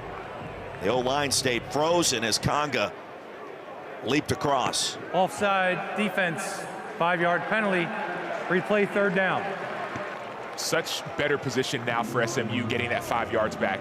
Of course, you can't have that penalty after a timeout. You have to know earmuffs, I don't go offsides. But now 3rd and 7, so many more different plays open up for SMU rather than 3rd and 12 because it's not as far of a down in distance, so pass rush may not be as effective. Yeah, penalties have been an issue for both teams this year, and again so far today. A.J. Green back on the field. It's 3rd down and 7. Jennings wide open. Maryland first down. All the way to midfield.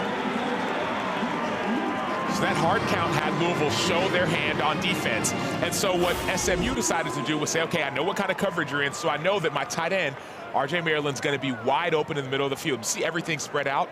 Because that hard count exposed Louisville defensively.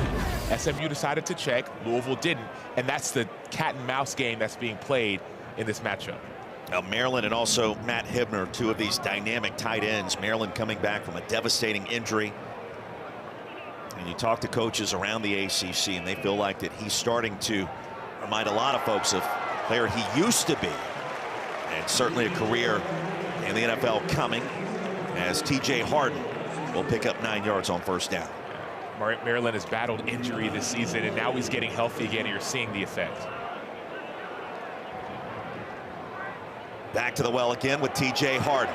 Snuck through the line of scrimmage, laid the lumber, and picks up the 1st down.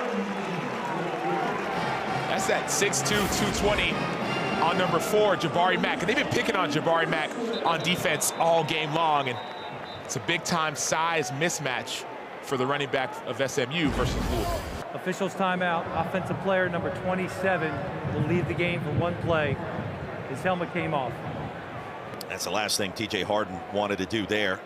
He was starting to get lathered up. That means Chris Johnson steps on. It's been a lot of run plays for SMU. This would be a nice time to take a shot to the end zone while the defense is leaning forward to try and stop the run game.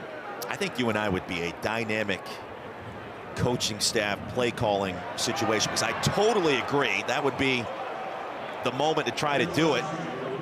We're always on the same page with that as TJ Quinn stops the ground gainer after a 3-yard pickup for Chris Johnson.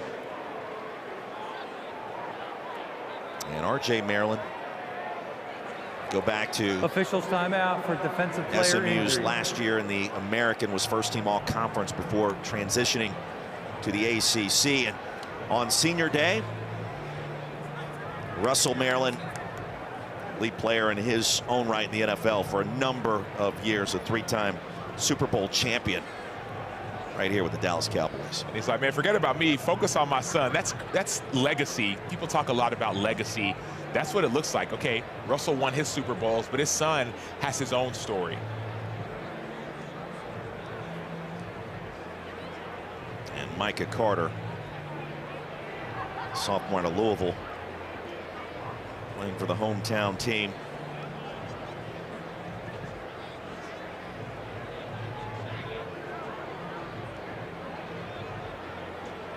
He remains down. Louisville trailing 21-6 in what has been a scoreless third quarter.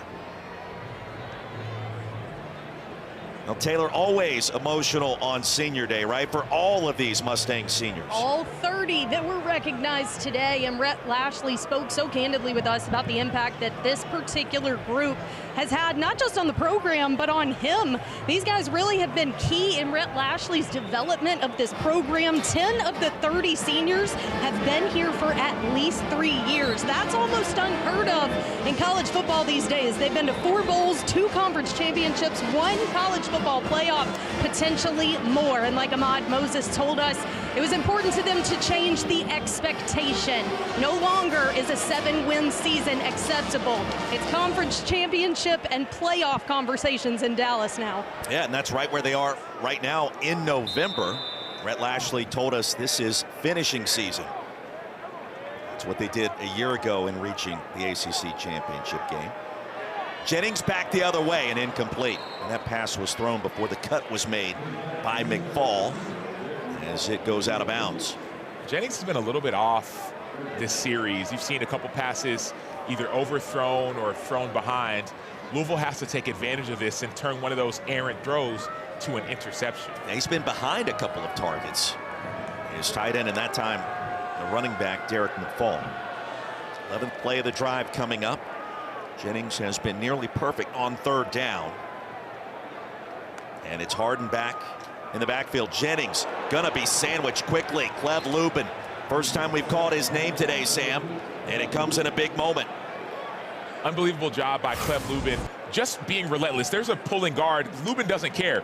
He goes around and just runs past the blocker to get that play. Outstanding to force now what could be a more difficult field goal because of that field position. Sam Keltner, his longest this year at 51. This attempt coming from 49. And a line with that left upright towards the middle portion of the field. And Keltner, plenty of distance, bangs it home. Flags come out after the kick was ruled good.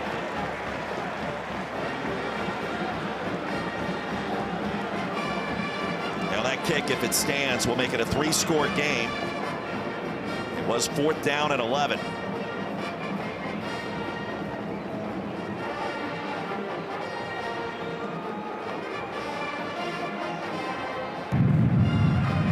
Field goal is good after the play. Unsportsmanlike conduct, kicking team, number 91, his first of the game. That 15-yard penalty will be enforced on the kickoff.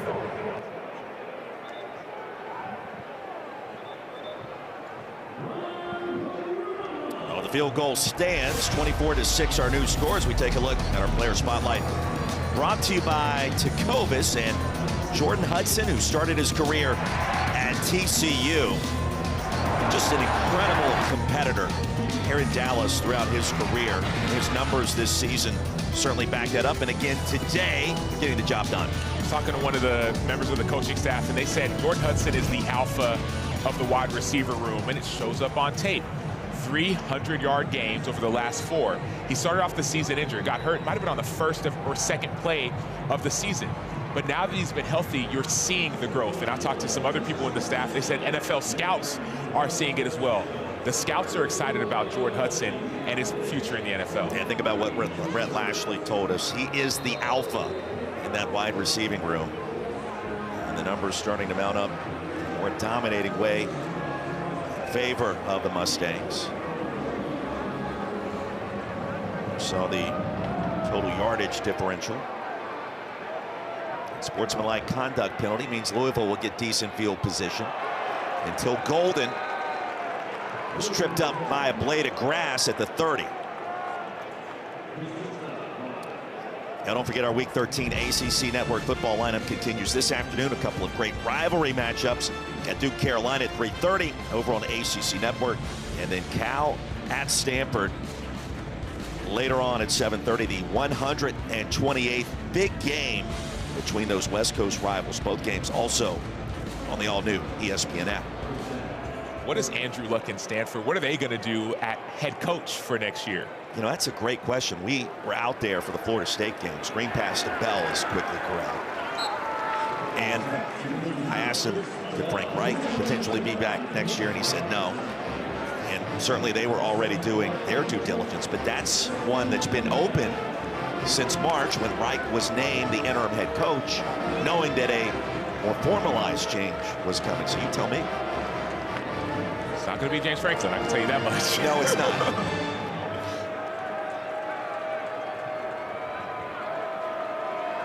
Second down and 11 after Bell lost a yard. Deuce Adams, deep sauce, incomplete.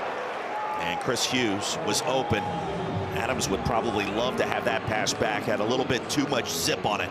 Or Chris Hughes may love to have that route back. When you're a backup quarterback, you don't have as much chemistry. Chris Hughes angles and bends his route just a little bit too much. If you stay vertical, that's a completion and a touchdown. But the fact that Deuce Adams and Hughes, both those guys are backup players, haven't had a lot of reps, that's what caused that play to be incomplete. That's a big factor in a moment like that. Cardinals 2 of 8 on third down so far. Adams by a little bit of time. And get out of bounds on the final play of our third quarter. 24-6. 15 minutes to go here at University Park.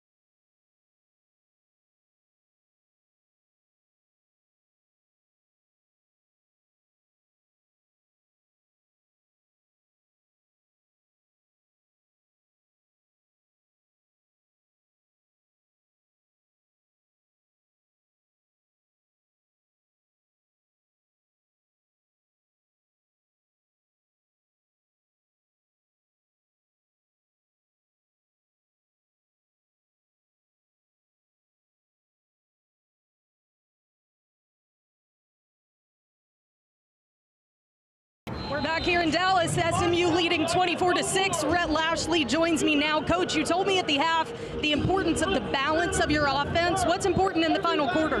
Same thing. We got to hold on the football. We run the ball really well. We missed a couple that might have put it away, but we got the field goal. We got to stop doing dumb stuff. They always call the penalty on the second guy. They push us. We push back. They call it on us. It's stupid, but our defense right now is bailing us out. But playing great on defense. We're balancing offense. We've got to finish drives in the second half. Thanks, Coach. Thanks. And Taylor, that defense has been lights out for the Mustangs so far. Yamir Knight on 4th down with a fair catch after a punt of 38. The Mustangs will get it back there. You saw the numbers there for Rhett Lashley as the head coach at SMU in the month of November, Sam. 13-1. Like, he's not losing games in the most important month of the football calendar year. And again, he's got his team in position maybe to do something special. SMU had been a team that had struggled in November, that struggled when it mattered the most. And some of those young players, guys like Ahmad Moses, they were like, man, we want that to change. And now we're seeing the change. 13-1 in conference play in November. There's no better time to be good because this is when it matters most. Early losses haven't hurt them as much because they still have a chance now. Did it surprise you at all that he signed the extension as quickly as he did? When there were openings back in his home state of Arkansas, back at a school like Auburn where he helped lead Auburn to incredible success, and you knew that his name was going to be linked to those openings, and then it wasn't because he signed the extension here in Dallas. It didn't surprise me because SMU is a school that does have the financial resources to be able to entice someone to stay. So not only are you winning on the field, you have a hotbed of talent in the DFW Metroplex, but also you're one of the top paid coaches in college football. So those three together sound like a reason to stay. It's a different program now in the ACC as opposed to the American. That was Knight that picked up 8 yards. And remember, too, his son is the current starting quarterback. They advanced to the second round of the playoffs last night here in great state of Texas. So there's something about the family staying happy and close to home and where they've kind of grown up these last 4 years. And the type of player that you can get now that SMU's in the ACC. Some of the players wanted to compete at that Power 4 level, and now you're telling guys, hey, you compete against the Miamis, and you can beat them. You can compete against in the Penn States in the college football playoff. You can compete at that level. So that's the benefit of a coach who's also been at that level, but now a team that's in a power conference. A top 10 paid coach nationally after that contract extension was announced. Going back to last month. On 3rd down and 2. Mustangs content to chew some clock here. Legs are churning. And a 1st down close to midfield. Oh, TJ Harden gives you that physical component in the backfield for SMU. We talked to Casey Woods, the offensive coordinator of SMU. He said, man, we only going to have like 3 running plays. We're going to show them in different types of sets, but really 3 plays, and that's what we're seeing. We're seeing inside zone. That last play was a counter, and now we're also seeing SMU take their time rather than go fast. They want to run as much clock off as possible in order to secure the victory. And you're seeing the huddle, or the sugar huddle, right there near the line of scrimmage. And Jennings this time wants to throw it. He does so. Floats it off the back foot, and another strike to the 25. Jordan Hudson. Pinpoint accuracy way up into the sky for Kevin Jennings. Mama, there goes that man. It starts with Jennings, but then to Hudson. He's fading away. The quarterback is Kevin Jennings, and Hudson runs right under it. Outstanding accuracy by the QB and trust between QB and receiver. And if this was a team that reached the playoff for the 2nd straight year, I think Kevin Jennings and Rhett Lashley and this entire program learned a lot about themselves in that loss on the road in Happy Valley, where Jennings turned it over too many times early. And that was a major difference as the Nittany Lions ran away from it. You got to find a way to get back there, of course, first. TJ Harden is going to lose a couple of yards on 1st down, but that was, here we are.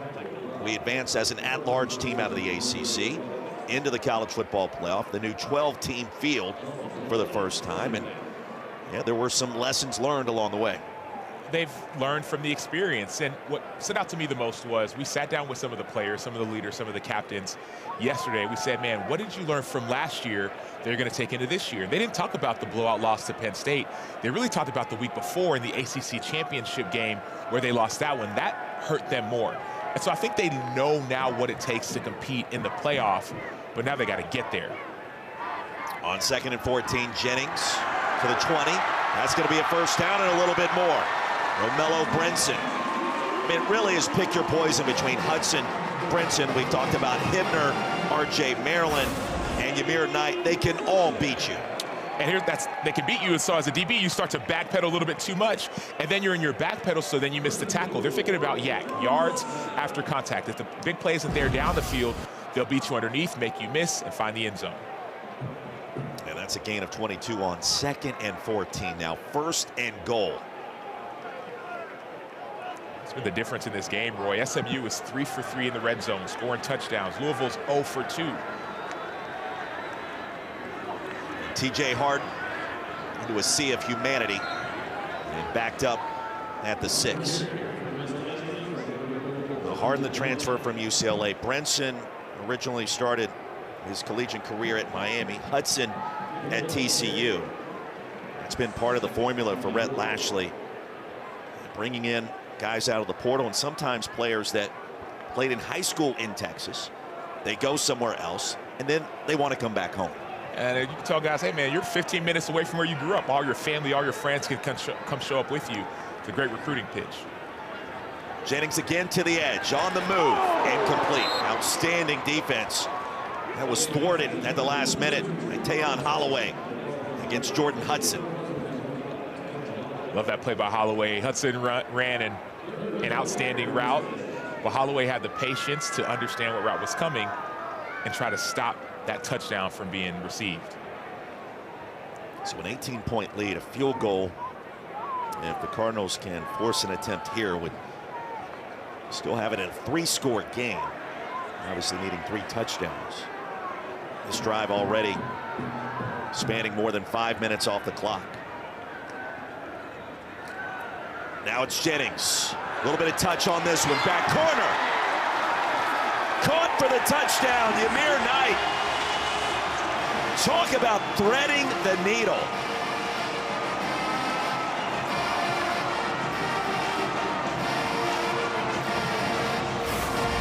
Ymir Knight ain't the biggest dude. He's 5'8", 186. But there's that level of trust again from Kevin Jennings. Perfect pass, chef's kiss. Gets that left foot down. Outstanding. Now Knight had the career day 2 weeks ago at Boston College. The ruling of a touchdown is under further review. Had 7 grabs for 162 yards and a touchdown. A little toe tap in that back corner on the brilliant effort by Kevin Jennings. And we've seen nothing on that replay to indicate that that call should be overturned. So many different weapons, Roy, and Ymir Knight is one of them. He transferred in, and watch the focus. Catches a ball, so he has possession. That left toe looks like it's in bounds. And as long as that toe gets in bounds, that's a touchdown. And if that stands, Jennings now touchdown passes to 3 different receivers. Knight, Harden, and Hudson. Close-up look there. It's got to be indisputable video evidence. You don't see the football shift at all. All you need is 1 foot down in college. Looks like a touchdown.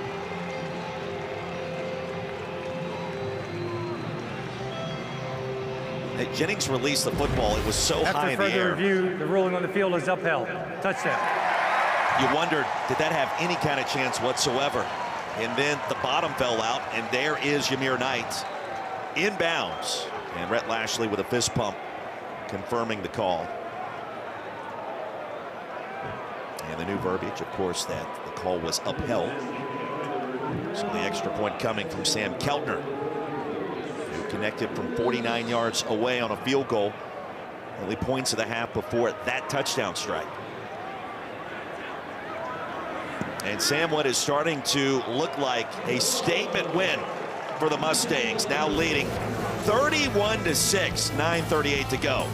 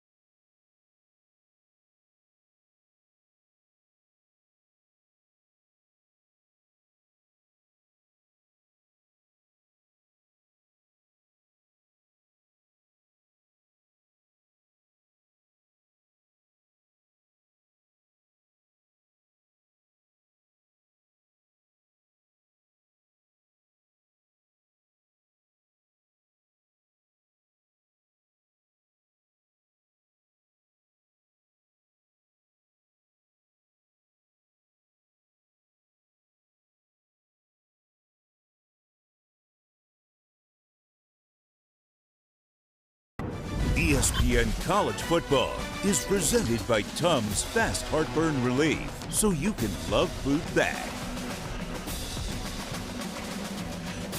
SMU was putting on a show. 6'7", 41, pick your poison. They're doing whatever it takes. Chef's kiss by Kevin Jennings, making it look easy from start to finish. 41 is the new 6'7" for those that are unaware. Well done by you, Sam Acho. It's sad because my 3-year-old says, Daddy, 6'7", 6'7". I'm like, dude, you're 3. Come How on. do they know? How do they know? He has older siblings. How do we know? Another 10 to play. Louisville, Braxton Jennings will run it out of the end zone. And Jennings with a burst to the 25. Cardinals have the football when we come back here to Highland Park, University Park.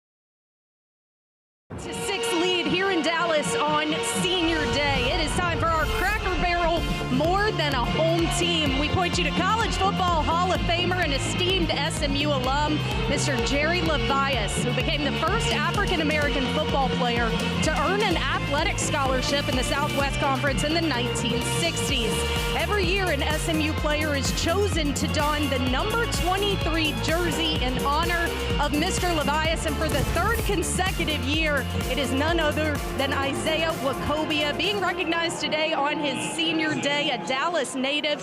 The two have actually forged a special bond over the years. Isaiah told me the two connected back in 2023. Mr. Levias's point of emphasis was always work hard. Your circumstances won't always be perfect, but you can always control your effort. Well, an amazing story, and Isaiah Wacobia, the MVP of the 2023 American Championship game for SMU in that road win at Tulane. And Wacobia was injured in the first quarter, the last game at Boston College. Back today on Senior Day, you know that it is very important for him not only to close out his collegiate career in strong fashion, but to be healthy and to be a factor for SMU down the stretch, and we anticipate he will be, Sam. And off the field, obviously, wearing the number 23. Incredible for 3 consecutive years. And Wachovia, as many of these seniors were, all smiles and emotions running high with his head coach there for senior day. He chose to stay home, turned down offers from Texas, from Oregon, from USC to come to SMU and rebuild the program. 3rd down, Deuce Adams lassoed down in the sack way back at the 25. Mayazona.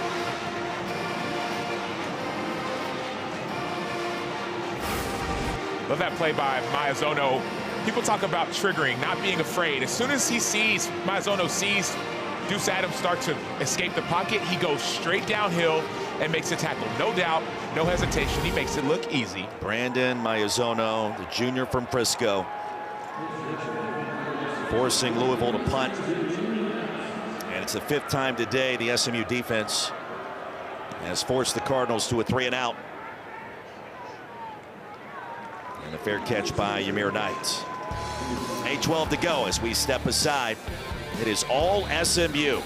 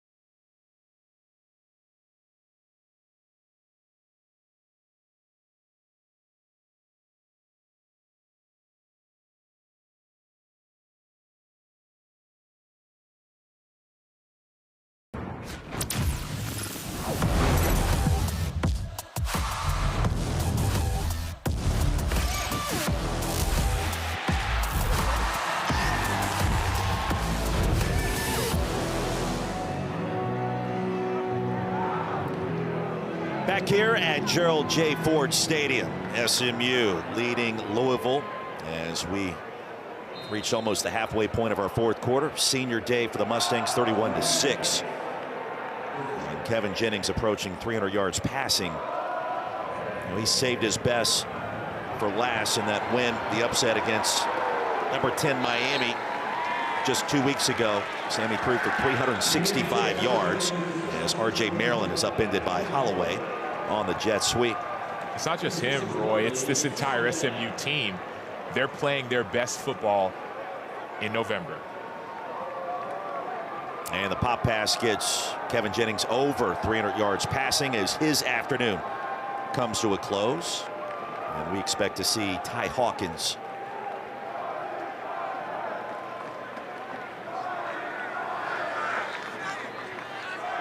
Charlie Pfizer now, the quarterback with Hawkins. A true number 2 on the sidelines. And a timeout called. Timeout, SMU, their first timeout of the half. This is a 30-second timeout.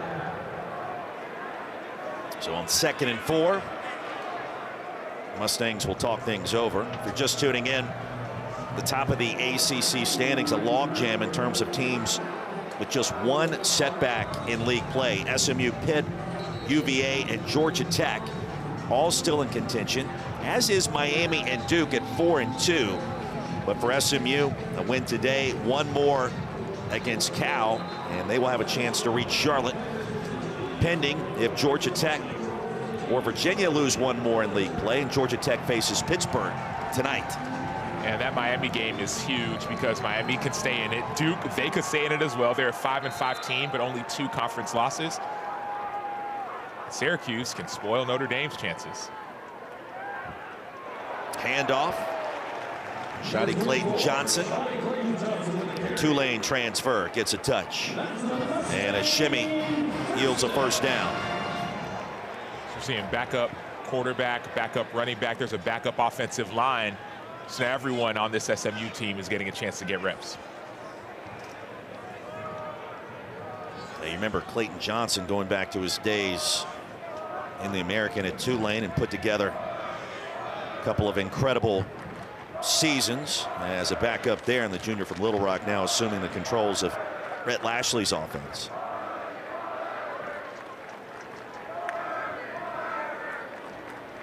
And Clayton Johnson again. We did ask Rhett Lashley and Casey Woods, hey, what's the conversation like in game when you guys are debating what play to call? And Lashley has the final say and of course orchestrates the majority of the play calls. Casey Woods had some input.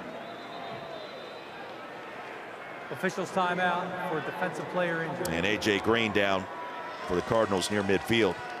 He's been hobbling around at times in this second half after recording that big sack at the end of the first.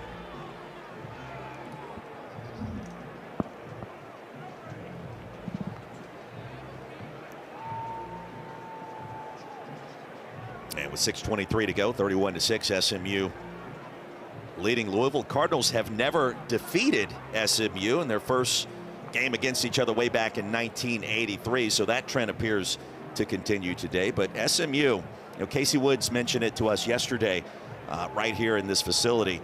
They're teetering on the edge of getting hot. Nothing that's happened today has cooled off what the Mustangs are doing. This feels like a team that many people wouldn't want to face going into the playoff if they do make it to the playoff. Their defense has given up less than 200 yards so far. Their offense with Kevin Jennings, when they get hot, they're very hard to stop. They do need some help, but this SMU team, they're finally healthy, and also they're finally whole, meaning they didn't know who they were earlier in the season from a defensive perspective, and now they have an identity offensively and defensively, which makes them dangerous going into this last stretch. And we actually said it to Scott Simons, the defensive coordinator, yesterday.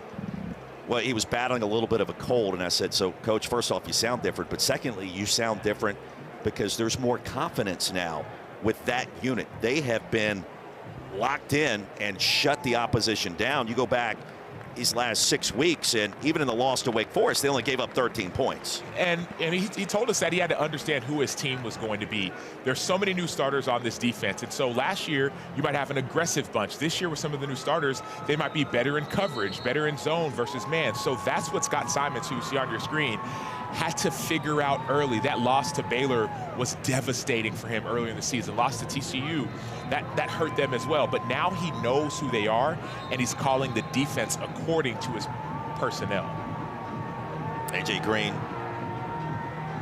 off the playing surface. He's been trying to grit this one out in the second half. That SMU defense has only allowed 2 first downs and 0 points in the final 2 quarters, with 6 minutes and change to go. And Clayton Johnson again weaves his way through traffic on the way, and the Mustangs into the end zone again.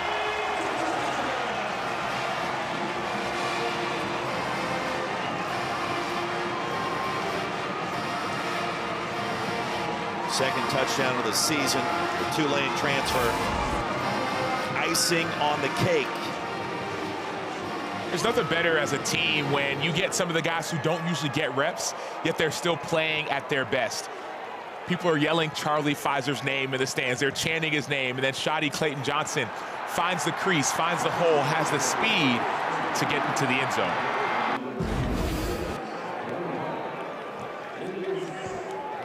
(37-6) on the longest play of this football game. Your third team running back with speed to burn on senior day. So SMU at 5-1, looking to go to 6-1 after this win this afternoon. Inching their way closer, perhaps to another appearance in Charlotte, back-to-back seasons. And I don't want to be Debbie Downer because now's not the time, but how sad or frustrating would it be if you're an SMU fan to play this way this time of the season and still not make it? Mind you, it is your fault. That loss to Wake, that 1-point loss to Wake hurts. But man, it feels like South Carolina last season. They were playing their best ball at the end of the year and still didn't make it. That loss to Wake Forest came on a banger of a field goal from 50 yards out in Winston-Salem, where the defense kept you in it. The offense just couldn't get out of its own way in a 13-12 setback. But right now, that's kind of what you're looking at. But of course, all you need is Georgia Tech to lose tonight to Pittsburgh, or you need Virginia to lose to Virginia Tech next weekend in that annual rivalry grudge match. Braxton Jennings, big hole and a bigger collision. The football caromed out of there right at the very end of that run. And the Cardinals maintain possession. So the clean scenario for the Mustangs: win today, win next week at Cal, and then either have Georgia Tech or Virginia stumble somewhere. And in this circumstance, with Georgia Tech losing potentially tonight to Pitt, then that could change the fortunes and put the Mustangs in Charlotte. The easy part about this is that they control part of their destiny. They finish this game, they're going to watch Georgia Tech, hope Georgia Tech loses, and then that gives them that much more excitement and vigor going into next week, knowing if they win, they have even a better chance to make an ACC championship, which could lead them to a playoff. Second time today we've seen Brady Allen at quarterback. Sean Boykins Jr. versus his field. Big yardage for the Cardinals. And into SMU territory. Down at the 47. Well, the chances of win today, and obviously SMU's ability to reach Charlotte, is enhanced. 46% to 67%. And not a foregone conclusion next week. Cal is a team that has given a lot of teams problems this year with its very talented freshman quarterback. And that certainly will be a game to watch on rivalry weekend next weekend out in Berkeley, Taylor. Well, with all the chaos that's going on around this league, I had to ask the players that we spoke with yesterday, how are you handling this? Are you paying attention to all the numbers that we're throwing at you? They said, well, it's all irrelevant if we don't win out. They felt like the first order of business was going to be this game against Louisville. But I got to tell you guys, this has been one of the most confident and sound sidelines that I have been on this season. There's a real assuredness of who they are at this point. You both have talked about peaking in November, playing their best in November, and finding their identity. Both sides of the ball, a really well-oiled machine mentally, physically. I've been really impressed by the entire operation down here and the confidence they have to show for it. Yeah, this staff told us before the TCU game, the team that they were going to be by the end of the year was going to be a lot different than the team that we saw that week, way back in week 4. And that was a game that the Mustangs lost just across the way over in Fort Worth. Dump off pass to Chris Hughes, and that'll be enough for a Louisville first down. That confidence, Taylor, translates. I love that point that you made about all the sidelines you've been on, yet this is the most confident. That translates on the field, but it also translates off the field for the players to trust one another even more. Across the middle and intercepted. Club takeaway is back. Byron Boley Jr. with the interception, the 27th turnover force by this SMU defense in 2025. A defense that leads the nation in taking the ball away. These aren't by accident. They're not turnovers, they're takeaways. Diligent practice and focus to stress yourself to find ways to get the football off of the other team. Taylor, you talked about some of that excitement off the field. They talk about the club takeaway, but even more so, this defense even said they meet on their own. On Thursdays, they'll get together on their own and watch film without the coaches to build that trust to get back into the club and have fun themselves. Did you get the invitation to club takeaway? Because I didn't. You gotta force a turnover to get there, man. You gotta so put me on the field, coach. I want to get a plus one. They're popping bottles down here, guys. It's a party. 17th pick of the season. You can understand why. As the Mustangs get it back, content trying to milk as much clock as possible. Now, this has been a tough road setback for Louisville, a team that its previous 3 losses came by a combined 7 points, and SMU simply outmatching Louisville with the injuries on offense and even late in this game defensively. Yeah, it's frustrating for Louisville because this game was a 1-score game right around halftime, even early in that third quarter, 2-score game. They had a chance, they had their chances, and then now it's slipping away, partly because of the injury to Lacey, but partly because SMU hasn't taken their foot off the gas.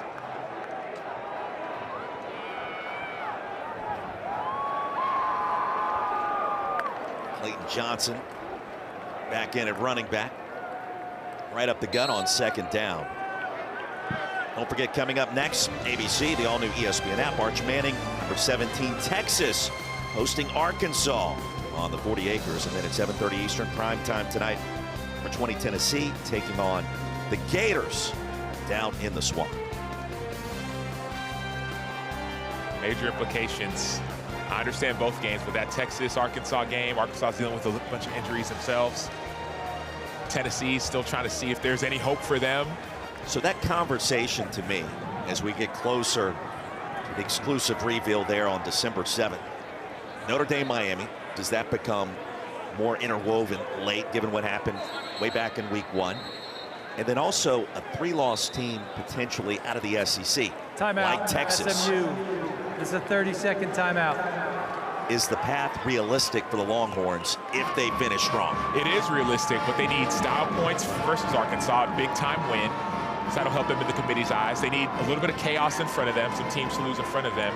Then they need to win against A&M. Right now, A&M is a 3rd-ranked team, and I think they're up like 40-0 against Samford. So, yeah, 48-0 against Samford. So they need a couple of things to go in their favor to be that 3-loss team to make the college football playoff.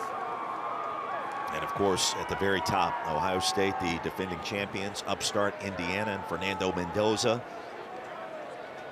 one of the favorites in the Heisman Trophy race. They're certainly going to have something to say, potentially in a Big Ten championship game. And then the undefeated Texas A&M Aggies. Great job Mike Elko has done. He has inked his extension down in College Station. 38-6, 2-minute timeout, Salmon. Club takeaway finds a way on this Saturday, my friend. Interceptions are no accident, especially when you know you get a chance to get an invite to the club.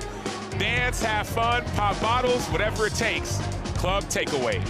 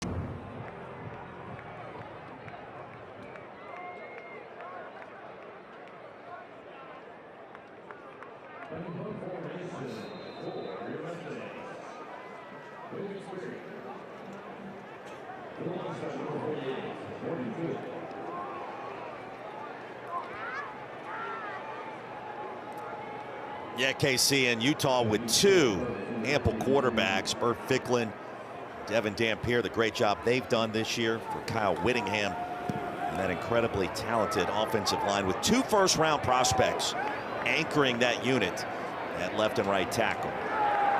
Back here in Dallas as SMU electing to punt after the 2-minute timeout, and the Cardinals will get it at the 25. Well, it is the week of Thanksgiving coming up, and that means we think about our menu in the ACC next week, and all gets underway beginning Friday.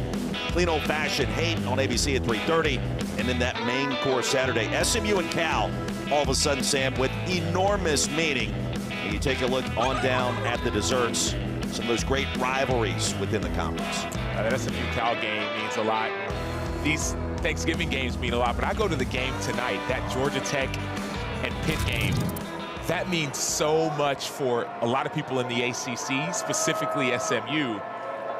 That outcome means everything. You're looking at the appetizer before next week's appetizer with that game this evening in primetime.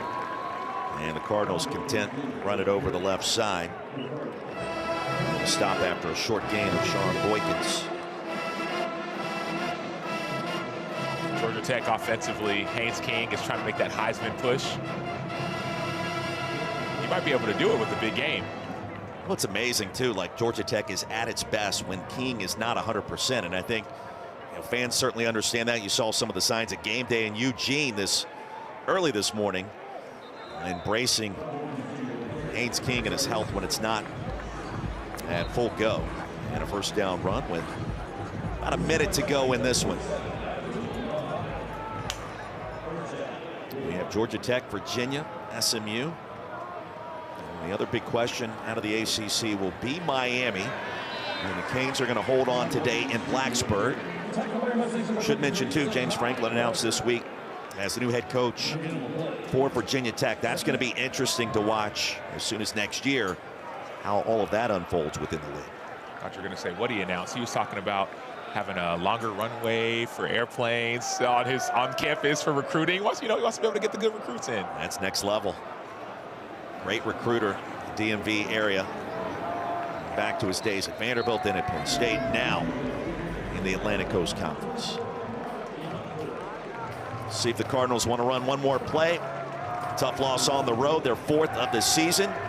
They'll get Kentucky, the in-state rival, next week to wrap it up. Louisville, the bowl game to come after that. And one final snap will do it. And SMU, wire to wire, impressive. Kevin Jennings continues his assault on the SMU record books, and his accuracy and athleticism for his head coach, Rhett Lashley, gets it done again this afternoon.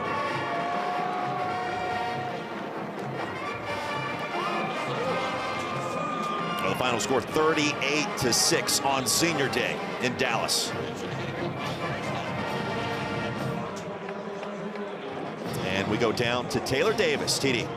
Thank you, Roy. Well, Coach, you moved to 6-1 in the conference on Senior Day. What did this one tell you about the character of your team? Well, we're playing good football at the right time of the year. I thought we'd play well. 30 seniors, they've done a lot for this place. Really proud of them to go out this way. I think they won 21 home games in the last 4 years. 21-4 is pretty good, and we're still in it. Your quarterback, Kevin Jennings, put on a very Kevin Jennings display. 303 passing yards, 4 touchdowns. What kind of advantage does he give you? He's a winner. You saw today it's the healthiest he's been since week 2. So early in the game, he scrambled and got some first downs. Those were big early in the game. One he threw, one he ran. He's a complete player. He's got tons of confidence, and we believe in him. You just said we're still in it. The ACC continues with a little bit of chaos. You've got an important one next week. But what do you know about your team in November that makes them a championship caliber team? Well, they've just believed that we're going to win. You know, when we believe in finishing here in the whole program. So everything we do is to finish. and that's what November's about in college football. So we did some things earlier in the year that took stuff out of our control, but we got to go beat a really good Cal team next week, and everything else will take care of itself. All still ahead of you. Congrats. Go enjoy this one. Thanks. Taylor, thank you. A big win for SMU, and the family man, Rhett Lashley, celebrating as you would expect. He loves it here in Texas, and that contract extension signed last month certainly proves that and a little bit more. It's not just him, it's the people he's recruited. Kevin Jennings at quarterback. 3 passing touchdowns, 1 on the ground, using his speed, showing off his agility, athleticism, and then the confidence with some of the throws. And then the receivers, guys like Jordan Hudson, even running back TJ Harden finding the end zone. There's so much that this team does, and it's all led by Kevin Jennings. And the updated ACC standings. SMU now at 6-1 in league play, and in a virtual tie at the top with Virginia and Georgia Tech. Mustangs just need one of those 2 teams to lose 1 time in ACC play in these final 2 weeks. And we will get you out to Rice-Eccles Stadium for the Utes and Kansas State. That game coming up next, and what a scene that will be for a team that also has its eyes on the postseason prize in college football. Now, once again, our final score, SMU 38 and Louisville 6. Big win for the Mustangs at home on Senior Day. For Sam Acho, Taylor Davis, I'm Roy Philpott. We say thank you for watching this presentation of college football on ESPN.